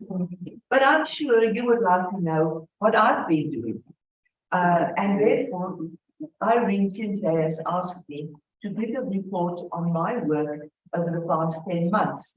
And I'm glad to share that with you. So, Honorable Area President, this is Irene Kinjay, who is still online with us, and members of this area, and all the guests on Zoom, as well as whatever digital platform you are joining us. Thank you for this opportunity. So at the end of this year, and with a little over 6 months leading up to the triennial World Conference, we will use all opportunities to engage with the work of ACWW and to proceed on the path we have entered when the board reviewed ACWW strategy earlier this year. So with the announcement of a few changes, and Nick and Jenny has mentioned that when they spoke to us a little earlier, it is almost as if ACWW is entering a new season and offering its membership new opportunities to participate and recover the value and the impact of our beloved organization.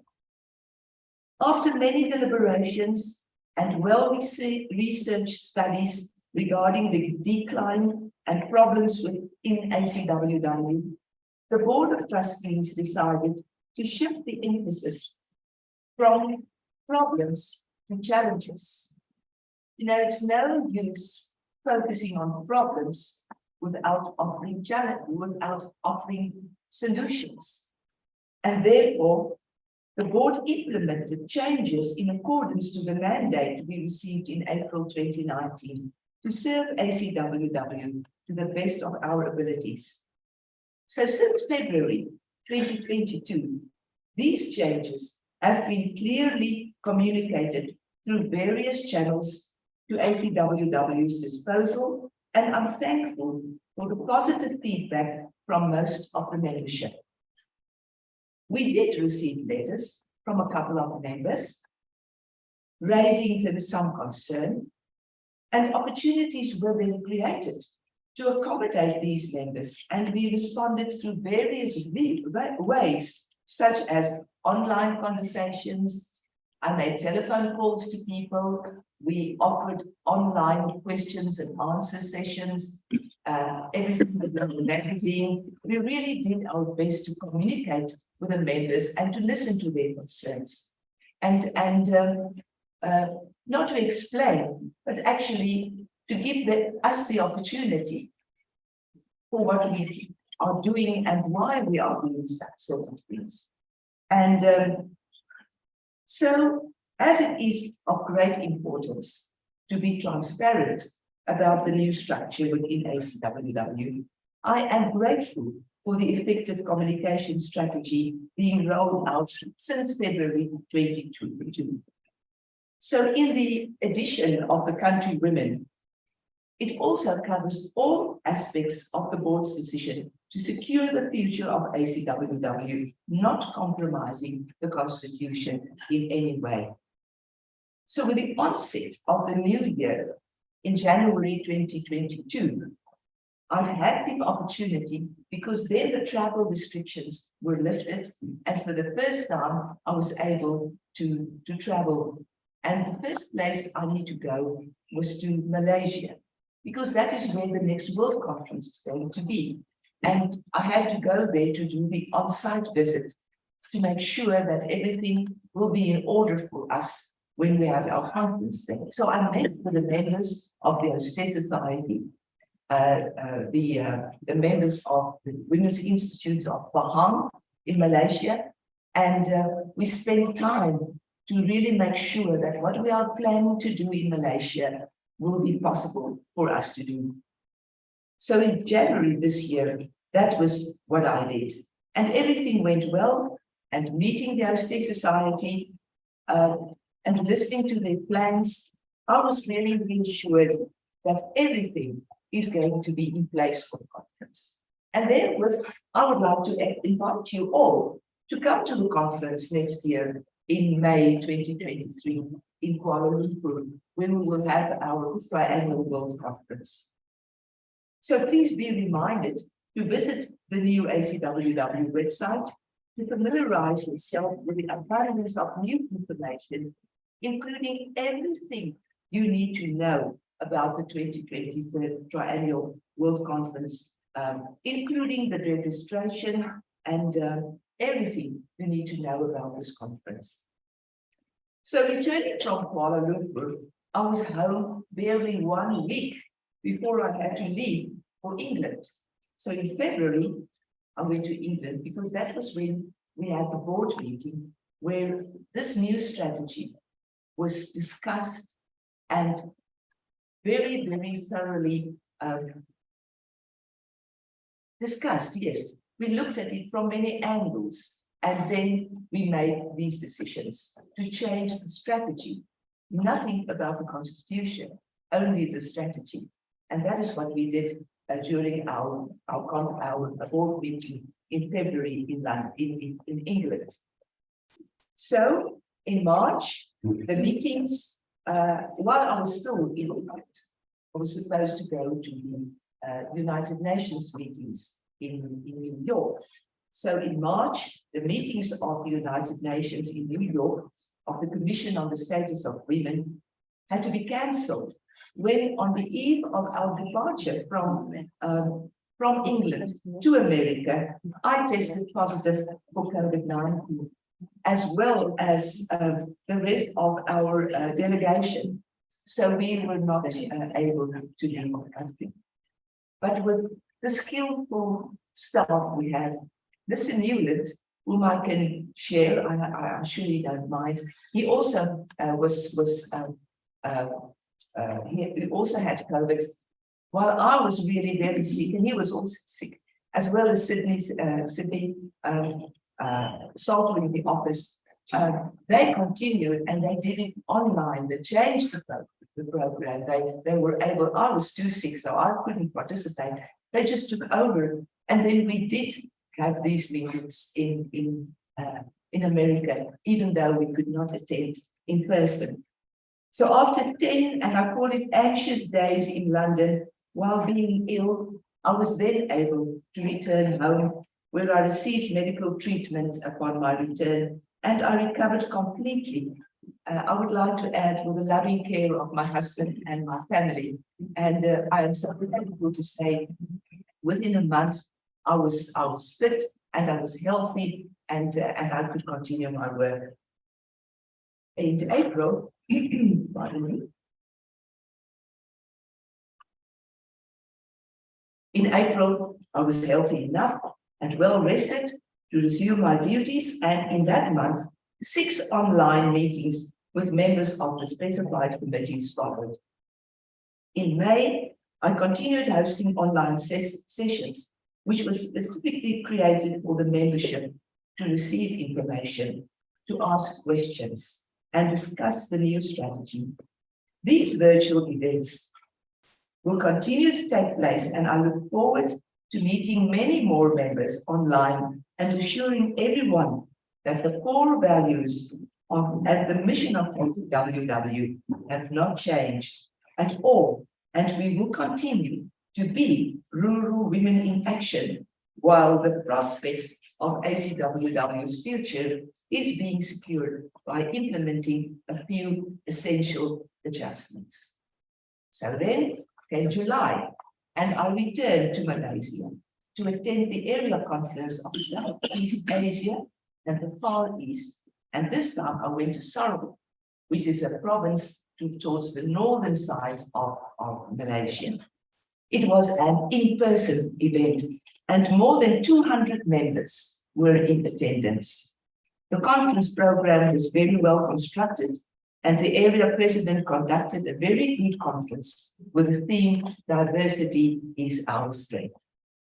Upon my return, I devoted my time to more online events and taking care of ACWW business in general, until I left for the USA in September to attend 2 events in Kentucky and in Arkansas. Meeting and connecting with the USA membership proved to be very productive, as it was decided that from now on, a triennial USA area conference will be held as in the same format and the structure like other areas all over the world. And just to come back to the question earlier, when you said, are we there to go to legal places? Are we really meeting the members, on grassroots level? Yes, I was invited then to spend 6 days in Arkansas to meet people especially in the agricultural sector. And that gave me the opportunity to speak to our members and to see and to listen to them. So whenever I have the opportunity to come to areas and there is the time and I receive the invitation, then I can visit people to really engage with them. Right then, let me move on, because at that same time, while I was in the USA, it was the date for the Area Conference of Europe to take place. And unfortunately, I couldn't be at 2 places at the same time. So the board discussed this matter very urgently, and they decided that I would go to America, and the Deputy World President, Mrs. Alison Burnett, will attend the conference in Glasgow, in Scotland, and represent me as well as ACWW at that event. So 2 weeks ago, only 2 weeks ago, the board met online for its final meeting for this year. And when I will return home, God willing, on Saturday, I will just have enough time to repack my suitcases with warmer clothes, because then, within 4 days, I will have to represent ACWW at the UNESCO Forum in Canada, where the climate will be much different from here, I'm sure. So in November, towards the end of this month, we will have an online conference of India and Central Asia, which will take place, and then I will look forward to spending time with my husband and my family during December, so that we can have some time together before the new year starts. Because when the new year will commence, we will be very busy again, the board, because it will be just a few months later, and we will have our biannual World Conference, which I know is going to take a lot of preparation, although we are very far in our preparation. But there are always some things to take care of, and we will be ready for that, as well as all the other things I will have to do in the new year. So I would like to mention that I regard today and this conference as a highlight of this year's activities, as I find myself in the virtual as well as the personal company of members of this area, as well as members of other areas of the world. And I am very privileged to be here and to be participating in this very well-organized conference. And for that, I have to thank the area president who has organized this conference and the program. So I would like to mention to you, it is indeed my honor to serve ACWW as world president in an extended year of this term. I am enthusiastic as ever. I thoroughly enjoy my work, and I am delighted with the relationships that have been built and nurtured over the past 3 years. Internally, like here, when we are spending time with our members, but also externally, when I have opportunities to represent ACWW at other events. I see a multitude of possibilities for expanding the work we have done during this term, and for ACWW to have an even greater impact on our organization and the global membership at large. So please be reminded of my sincere care and passion for ACWW and its membership. And may I then say today, in particular, for this area and the members of this area, whom I am delighted to be here in your company.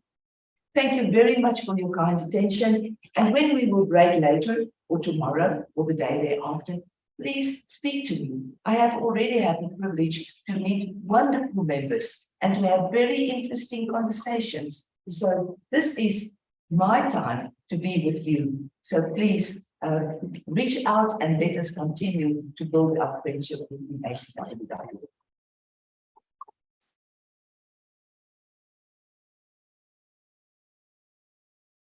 Thank you very much.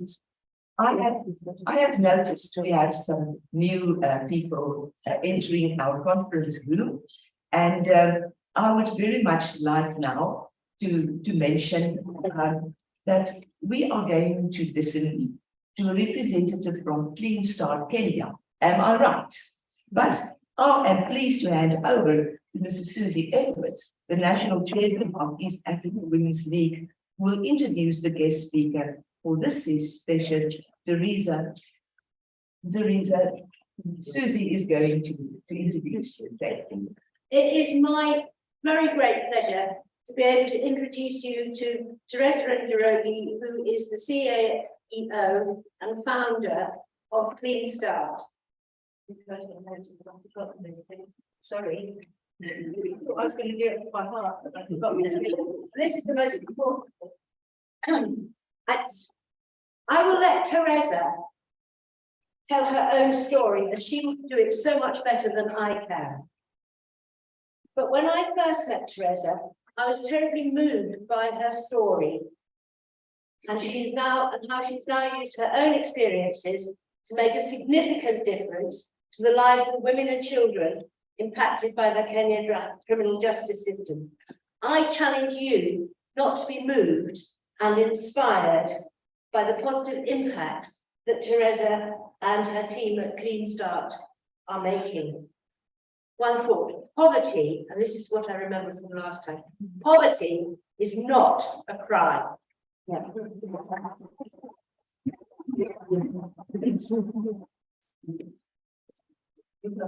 Very much. Please. You want to sit down or where do you like to come? In the center of the floor? So you can, because we are online, as you mentioned, okay. So I've got the screen.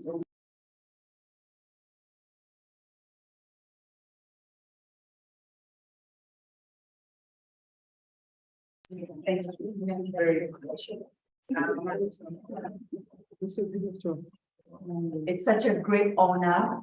It's such a great privilege for me to be here once again with the EAWL community. As you've heard, my name is Teresa Njiroge, and I'm joined this afternoon by two of my colleagues, Sarah and Beatrice, who will be joining me in just a short bit. And I like how Susie has just introduced it, because when I presented here last time, indeed, I did say that poverty is not a crime. And indeed, we spend a lot of our time, days and afternoons in prison, in remand sections across the country. We spend a lot of time with the poor, the marginalized, those who are in the margins of society. That's where we spend a lot of our time, with women, girls, and their children who have been impacted by the criminal justice system due to poverty-related cases. And as we interact with them, we get to realize and to learn that, and according to a research that we have currently done, that clearly shows that 74% of those who are sent into our prisons, especially the women who are caregivers, go into these institutions while they're trying to fend for their families. And hence my statement that poverty is not a crime, because they were trying to fend for their families, and that's what got them into conflict with the law. For instance, a woman will be hawking, selling her wares along the street.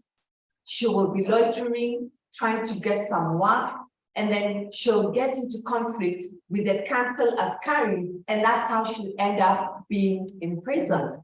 She couldn't afford legal representation. It's not that she's a criminal, she was just trying to fend for herself. And because she doesn't have legal representation, she then ends behind bars. Now, we spend our days and our time empowering these women and letting them know that we could find decent and sustainable means of livelihood for them to then be able to fend for themselves and their children in a mannering way that they will not get into conflict with the law again. We also spend a lot of time with the policymakers, with the duty bearers, the police, the magistrates, the judges, to get into an understanding that we could use the law for alternative sentencing, non-custodial sentencing, especially in cases where these women are no harm to society. And so that work has led us to empower thousands of women across the country. And now, across our continent, Africa. The last time I was here, Susie, we hadn't gone across the Kenyan boundaries. But now we're in Uganda, Malawi, Tanzania, Rwanda.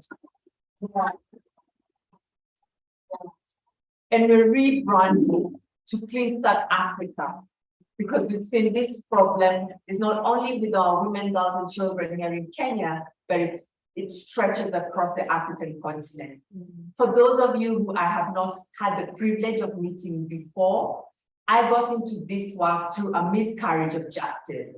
I worked within the financial sector. I served in some of the international banks here in Kenya, and fortunately handled a fraudulent transaction unknowingly. And out of a group of 12 managers who had paid out the cash that got fraudulently paid out, I ended up being the only one who got arrested, maliciously prosecuted, and ended up being wrongfully imprisoned with my 3-month-old daughter. And I served a whole 1-year sentence with my 3-month-old daughter at the largest correctional facility for women here in Kenya, which is not so far away from here, Langata Women Maximum Prison.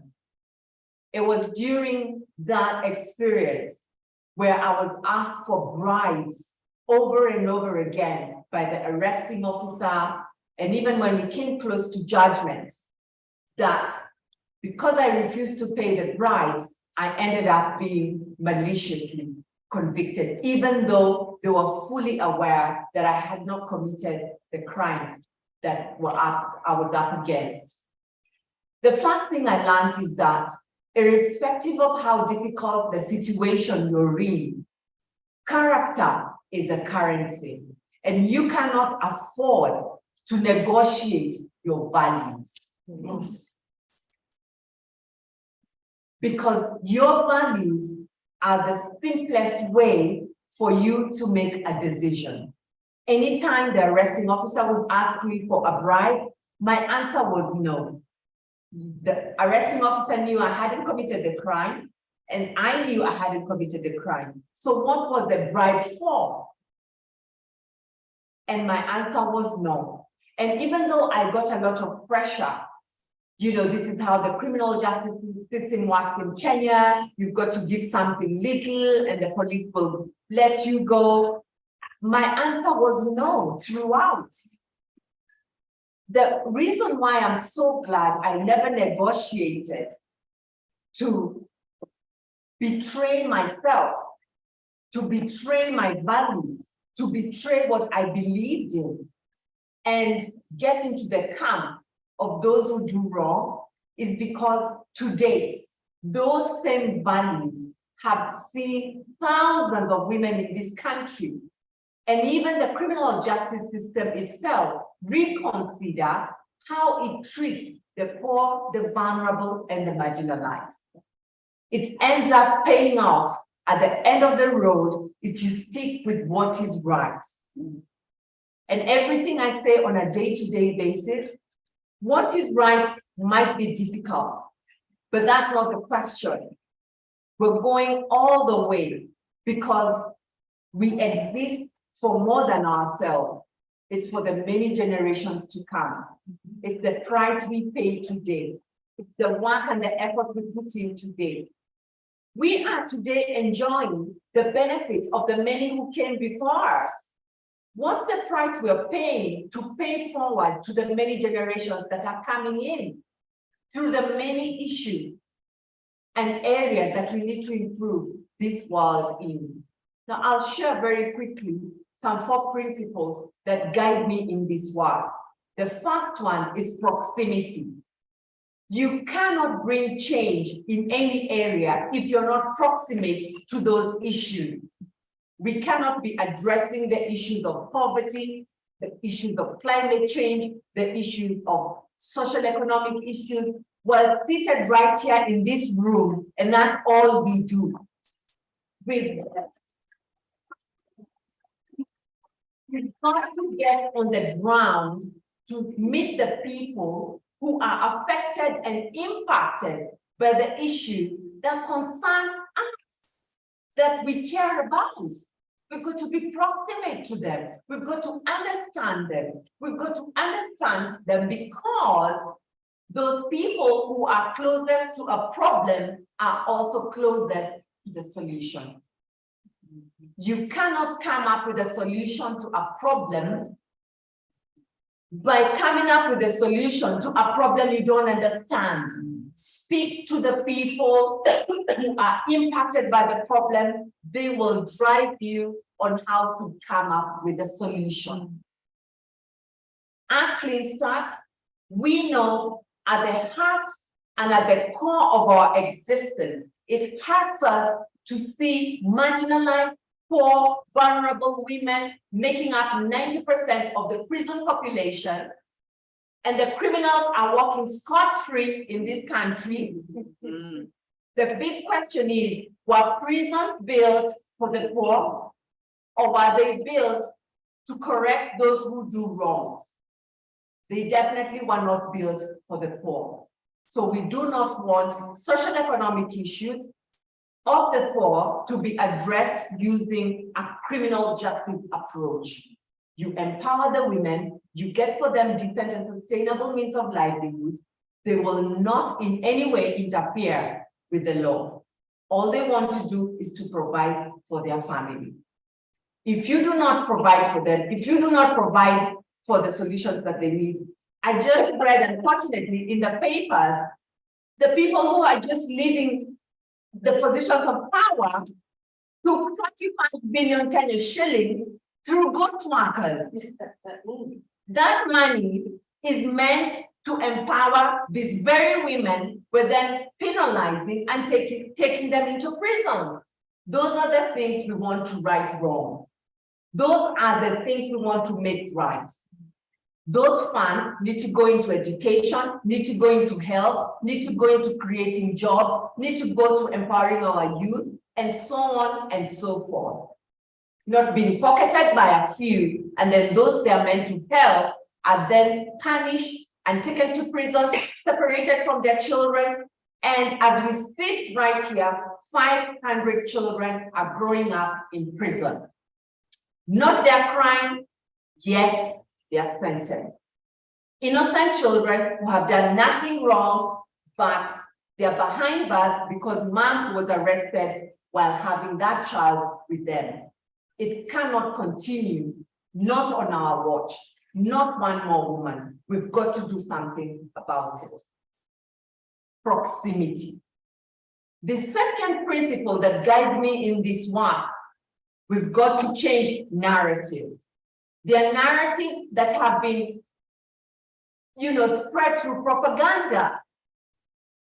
For instance, a woman can become a president in this country. We live in a very patriarchal community or a society. A woman is not up to,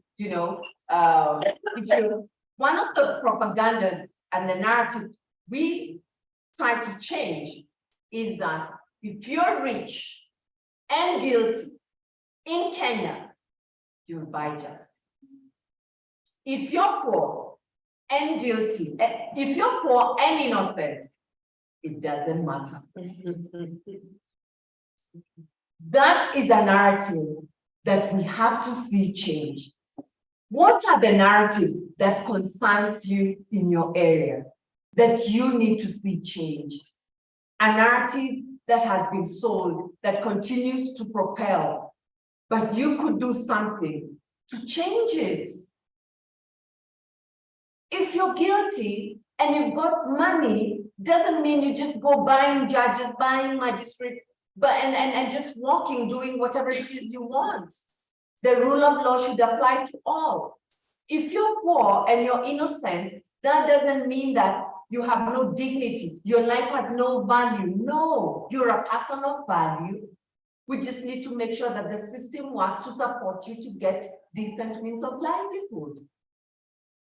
And so there are very many other narratives that exist that we wake up every single day and say, how do we influence the change towards these narratives? The third thing, hope. You can never give up hope. Hope is a fuel that keeps you going tomorrow and the next day and the next day and the next day. When I got into prison, innocent, no crime committed, with my firstborn 3-month-old daughter, I lost faith in my country. And I thought to myself, will things ever change? Why not just take my daughter and go to a different country where things work and bring up my daughter back? It's easy. But I had hope that one day in this country, things could get better and we could have equality. We could have access to opportunities for all, not just for a few. And I hope to date, through the ups and downs of lives, through the difficulty of a justice system that won't budge, has seen us empower 4,000 women in Kenya.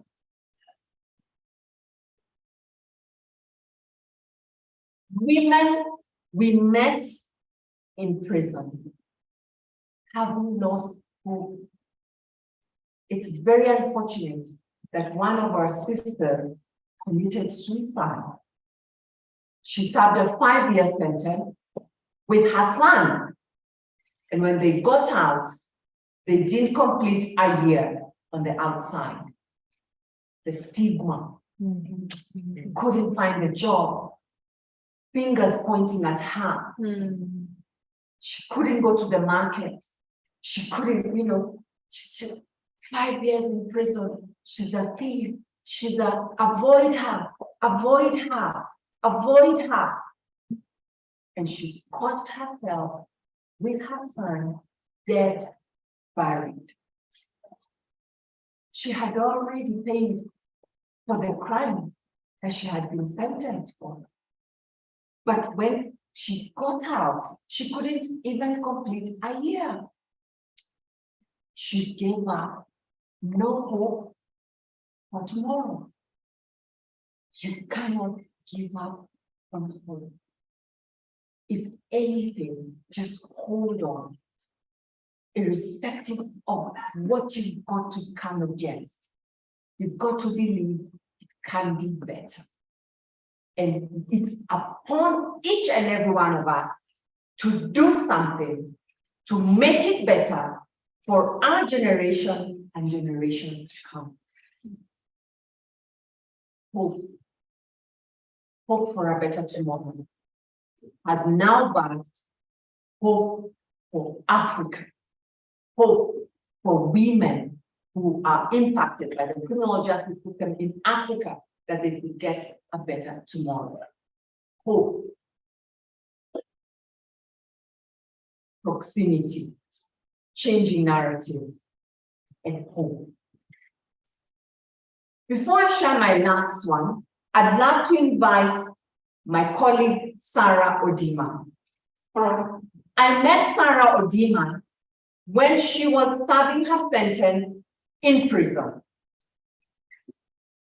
She went through our program, and Sarah now is a lead coach.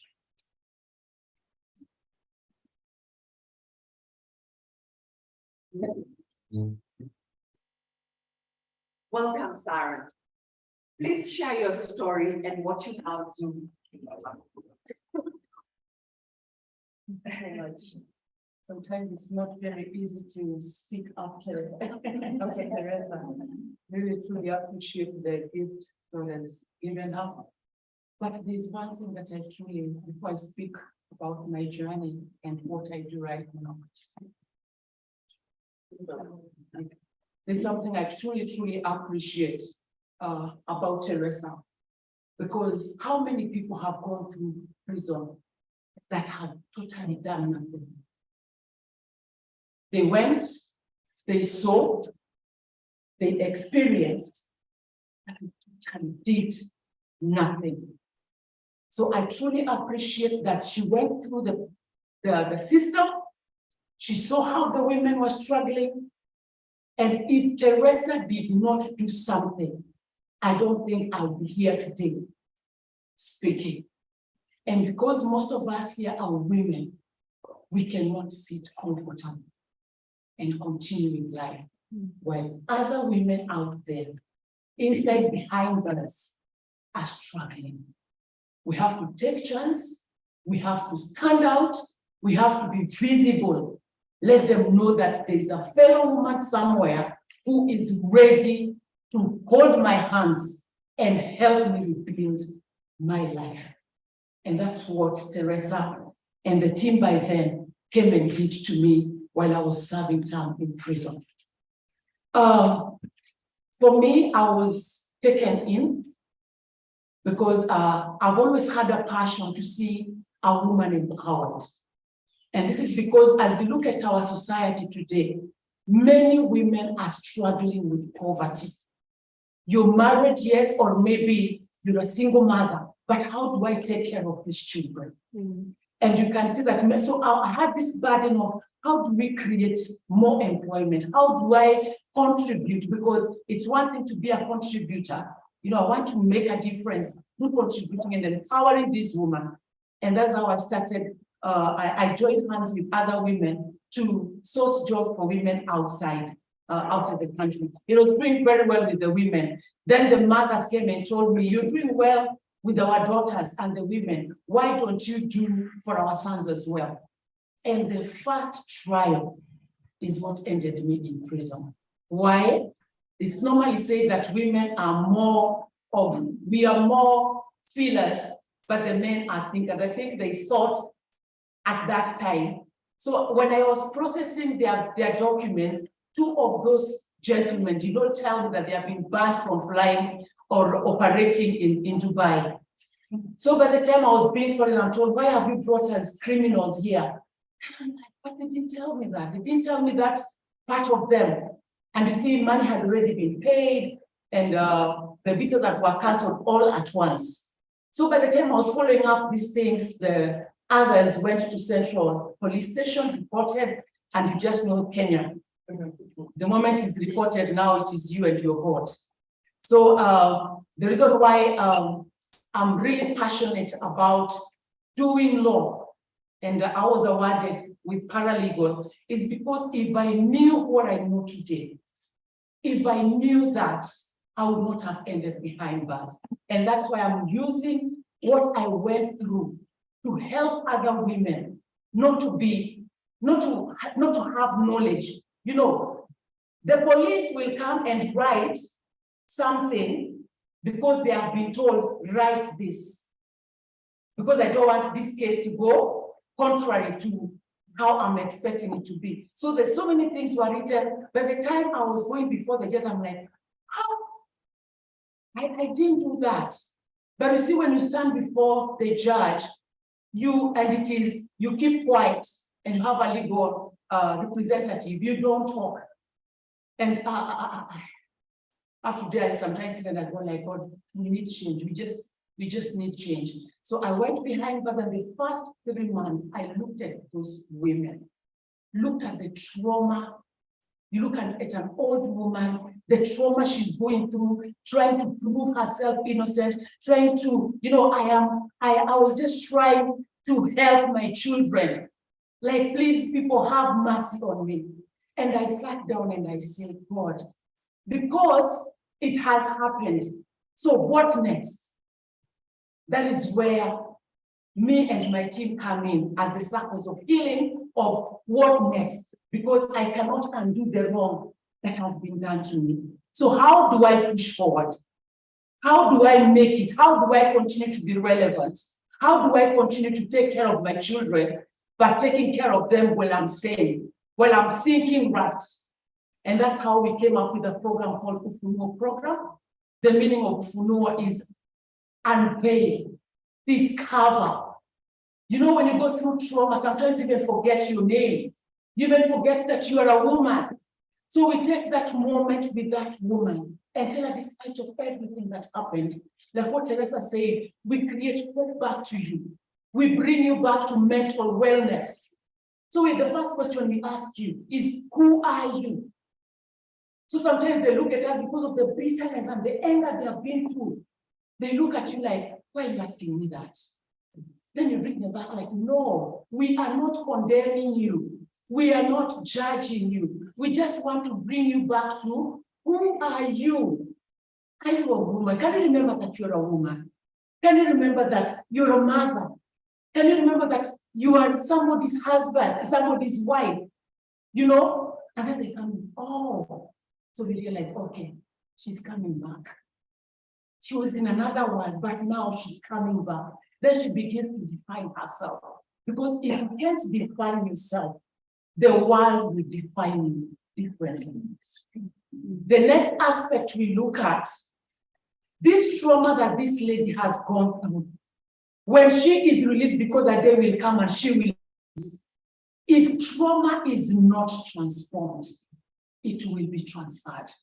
And chances of her going back to prison will be very high. So we take her through the program of Ufunuo. She gets a chance to get to know, who am I? What are my gifts? Am I worth? You know, I don't need anybody to make me feel that I'm worth enough. You are worth enough. So what are some of the, what is this self-talk that you're talking when you're seated all by yourself? What are you telling yourself? Are you telling yourself, I'm a loser? Or are you telling yourself, I can do it? Yes. I am enough. Yes. You know, I can do this. I can rise up again. I can speak hope. My children can see me differently. And you can see this woman standing up, so vibrant. And like, this is how I want to be addressed. And you know, you bring that hope. And this woman looks like, yes, I can do something with my 2 hands, despite of how everything went. As Teresa said, one of my values when I'm training as a life coach is integrity.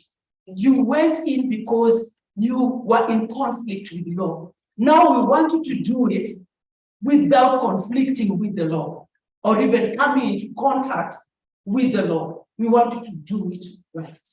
And that is our slogan. So how do you do it right? First and foremost, begin by changing your attitude, change your mindset. How do you view yourself? How do you view your family? How do you view your community? Because that is where you go back post-imprisonment. The second thing that we do is when this trauma, the way we handle this trauma is first and foremost, forgive yourself. It happened. Maybe it was your mistake, maybe it was not, but you want to move forward. Forgive yourself for being behind bars. Thirdly, there's somebody or a community or a family that was affected by you being behind bars. So how do you do it? You need to reach out to them. So this calls for lowering your pride. Okay, it was me. It is me, because it is me you did the wrong to. But because it is me, I want to move forward. I'm gonna lower my pride. Call that person, ask them how they are doing. You know, the person look at you like, are you normal? But we have received amazing testimonies of people telling us, I was not even thinking about it. I stopped, gone. Then we come back and we go like, I've been in prison for 2 years, but I've kept myself for another prison. Like there's a lady in Nakuru was saying, for another 11 years. Wow. There's notion that pain, bitterness, and thinking and turning it around. But with one step of, I'm going to get out of this thing. She makes a phone call, and that lady goes like, we were wondering even how to come and assist you. And you see many getting out of this prison, and you see a vibrant woman, and she's like, God, I want to move on. I want to do this. So that is one thing that it does. Another thing is that we help this woman to deal with the community, first through the forgiveness, through talking, and how are you going to behave once you go back to that community? Because you will go back, whether you did the crime or you did not do it. The fact is, you will go back there. So how do you begin to prepare yourself to go and interact with these people, but in the right way? Not with an attitude, not with a mind of, you people took me to prison. No. I want us to do it. I want us to reconcile.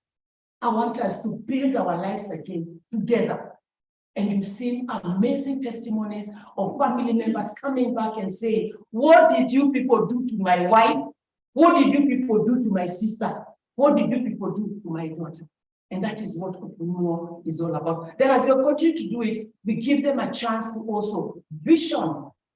What is your bigger picture? You had a past, but how do you want to live your present and your future?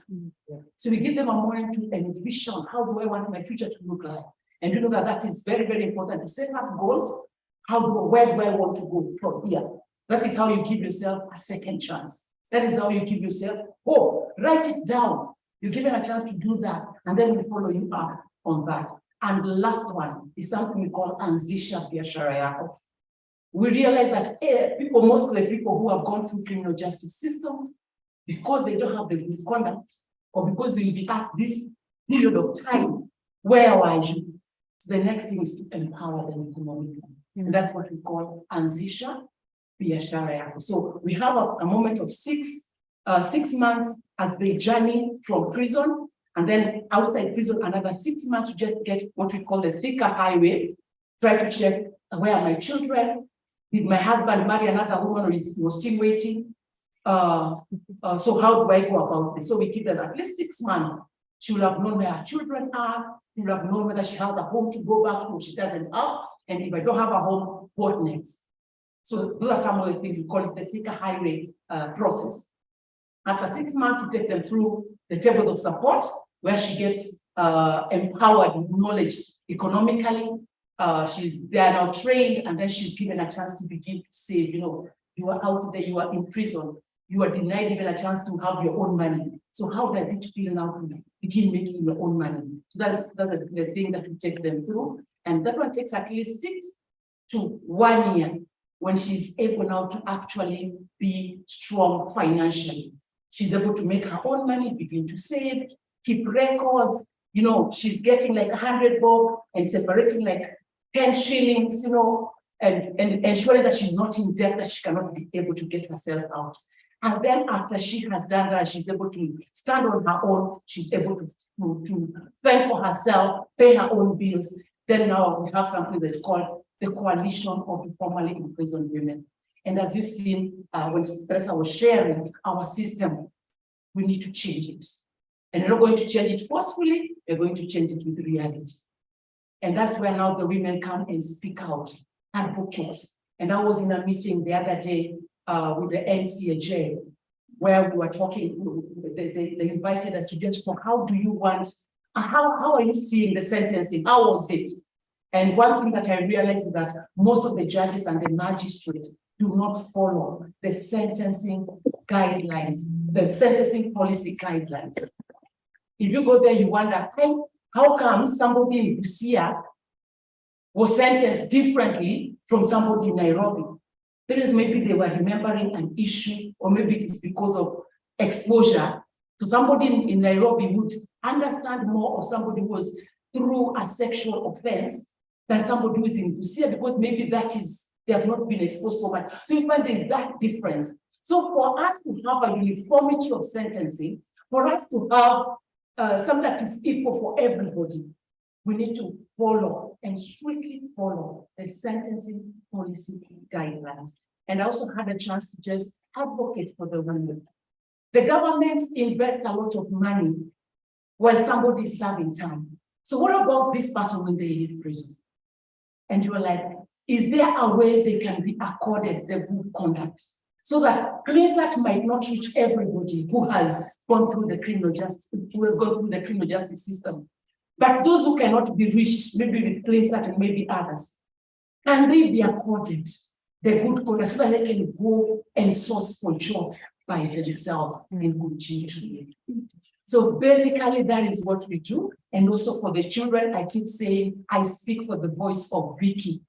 Vicky is a little girl. When we were serving time in Langata, she came and she looked at me and she told me, Sarah, go and tell your God, I want to leave this place. I've never stopped speaking about children behind us. So even at that time when we went for the NCAJ, we were like, can those sentences be categorized?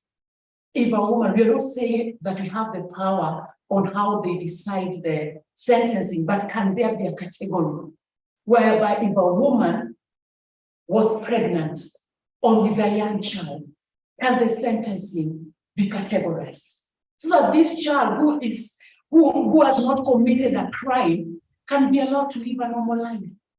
Is there a way that we can have schools whereby, even if it is near the prisons, that this child can continue her life without interruption?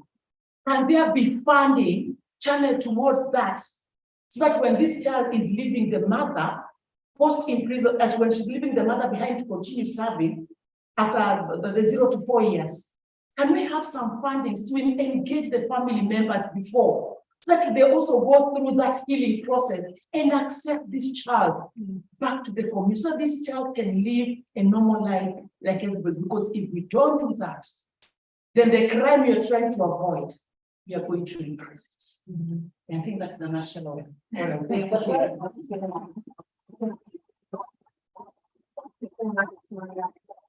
know, we are so proud of the impact that our interventions have on the women, and more so when the women then go out there and become the peer leaders, the peer champions, who then go and empower their fellow sisters to come out of these pits that they are thrown into just because of their social economic issue.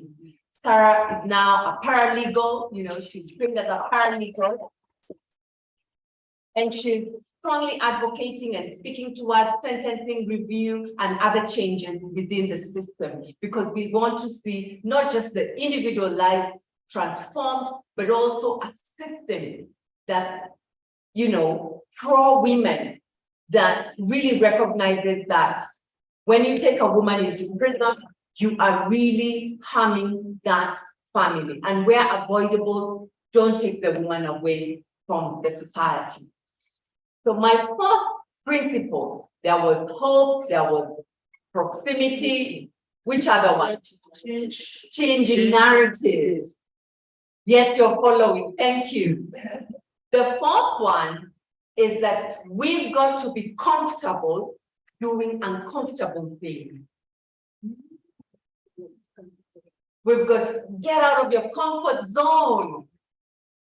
Every single day, challenge yourself to do something that's uncomfortable. Why?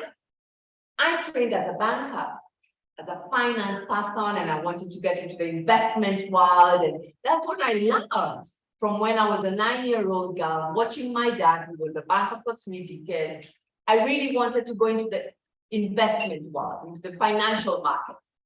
But that was cut short when the miscarriage of justice happened. And I'm also very grateful because I eventually, 5 years later, through the Court of Appeal, got cleared of any wrongdoing. got compensated. You know, it will never be enough. Yes, it will never be enough because the pain lives on, and especially with your children, that pain of growing up in prison. But you know what? We say we've got to keep the hope alive. We've got to be overcomers.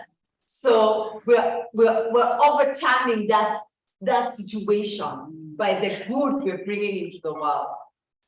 And it was very difficult and very uncomfortable to go into the prisons across Kenya and to say, you know, what's your career? I believe in healthier communities. I believe in healthier societies. And I believe we can change the criminal justice system. I believe we can empower the women in prison. It was very, very difficult, especially going to the corporate world, the faith-based organizations, and to say to them, hang on, I need you to change your perspective of how you look at these women who are in prison and their children. They're not criminals, not all of them. 30% indeed committed a crime and need to be in prison, fair game. But 70% are in there due to unfair circumstances as they were trying to fend for themselves. And we've got to do something about this 70%. It was very uncomfortable, but guess what?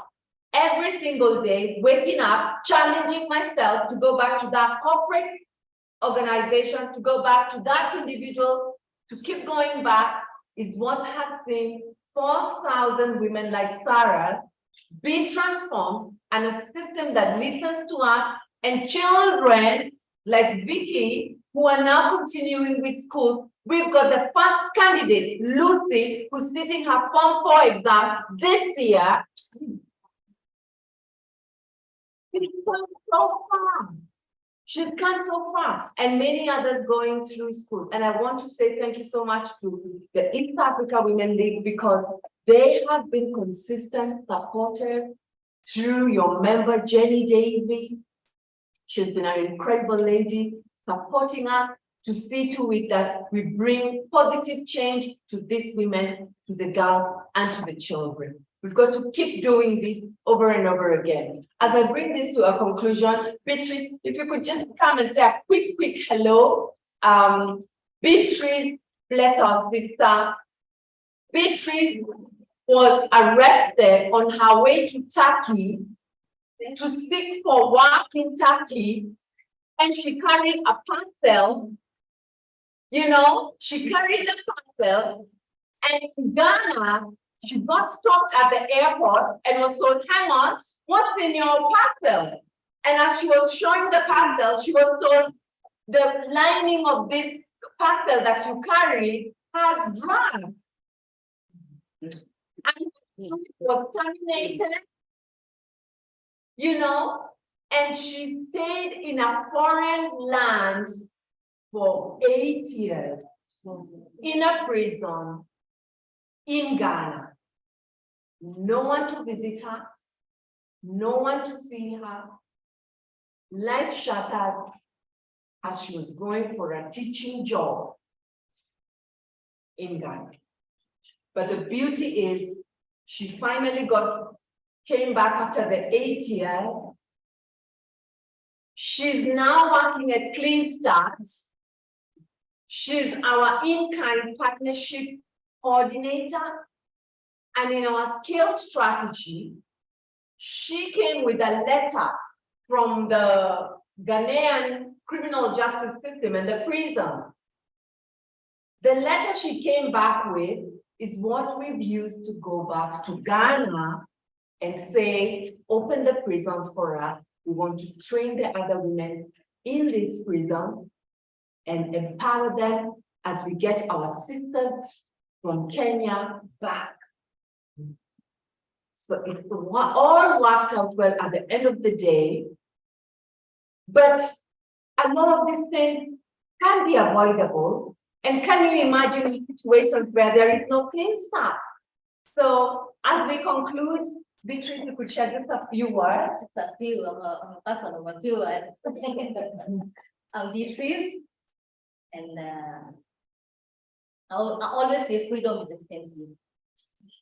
Being arrested for 10 years and served a sentence of 8 years, 11 months, and 22 days without anybody of my family member coming to see me, and I made it. I always take myself and say that freedom is expensive. And there's hope for a tree that it can grow again. So right now is the time that now I am sprouting again. You can see I am glowing. Something like lifting, something like making my hair. But right now I want to use that moment and enjoy my life. And also bring my other sisters back into the society and to accept themselves. Because without acceptance, there's no way. There's no way you can allow what is in you to come out. So right now, for me, I met Teresa on an interview on the television in the year 2020, because when I came 2018 December, I actually didn't accept myself. From Turkey to Ghana to Kenya, back home, empty-handed. You know, the way the family will look at you, you are back, how are we going to start with you? Where are we going to start? You know, it became like a trauma to me. It became like I was locked up. So for 2 years, I was in. I never wanted actually to initiate myself with anyone. My family member didn't even understood me. But when I came and saw Teresa being interviewed on the television, I told my uncle, just post, I want to see this lady, I want to listen to her story. So I didn't even listen to the whole story, but I just took the telephone number and I contacted them. That is how I came to meet Teresa. And indeed, my life has really changed because of this.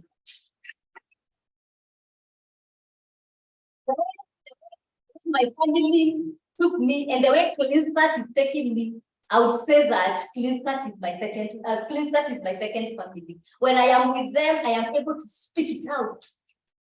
But when I am outside in the society, I had that fear that I couldn't release what came out of me, what I did. You know, other people will just judge you with how they look at you. You went to Europe, you tell your family you're going to look for green pastures, then you carry drugs, then you come home empty-handed. And I was the star of the family. And being a star of the family, it becomes like you've taken everybody down into the room. So right now, I am working to that. I am not looking of what I did, but I am looking of a better future ahead of me. And I know that as a woman, there's power in us. There are things that we can speak, and there are things that we can do, and they can change the whole world. So right now, I am in kind of support for partners in donation. So I'll be entering into your doors, knocking into your doors, looking for donations for my fellow sisters, those in prison and those out of prison, and also their children. And actually, recently, even when I was moving in town, I was looking at the kids in town streets and telling myself, some kids are out here and their parents are here in prison. We need to get even contact with the kids and talk to them. Let us know what happened to them. Let us know why they're out there, why they're borrowing. Because there's something they will tell you that can change your life and can change their lives. So me, I'm a woman of short words. I'll poke it into your pocket. I'm not looking at the mistake that I did. I was arrested at the age of 35, came at the age of 42, 2018. I'm still single and I have hope.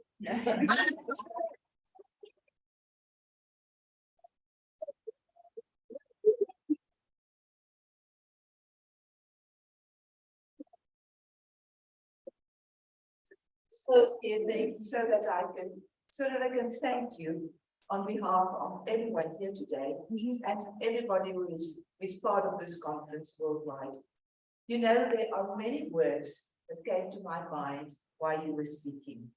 Teresa, Sarah, Lucy.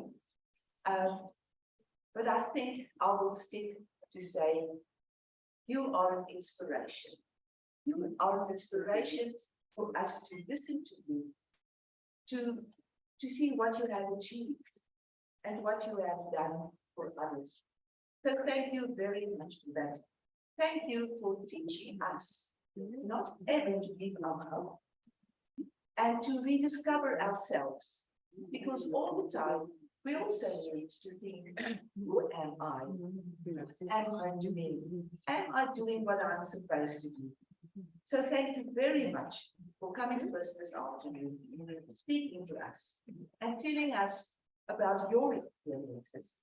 And actually, let us know about reality, because this is reality. But you have found a way to inspire other people and also inspired us today.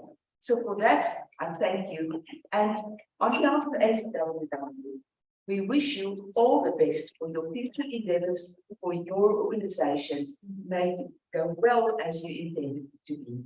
Thank you. I would like to hand over a gift as a token of our gratitude. Please to your office and look at it and be reminded of our appreciation from ACWW. Thank you. Thank you.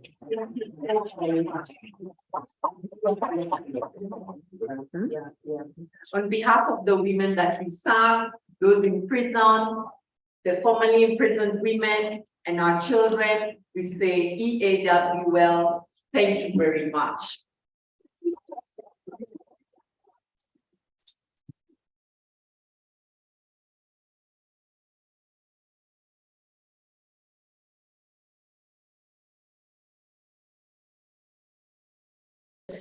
I have looked at our timing, and we are going to conclude this session now. And then tomorrow we will continue and have a productive conversation and a discussion tomorrow about the rest of this conference. So at this stage, I thank you very much for your participation today in this conference, for being here and sharing with us, listening, for us to have this connection. And we will then adjourn this meeting now. And tomorrow morning, I would like us to be here to meet again at 9:30, if that is okay, so that we will continue and have the next day of our wonderful conference here in Nairobi. And thank you everybody for making it such a wonderful event. Goodbye. Thank you.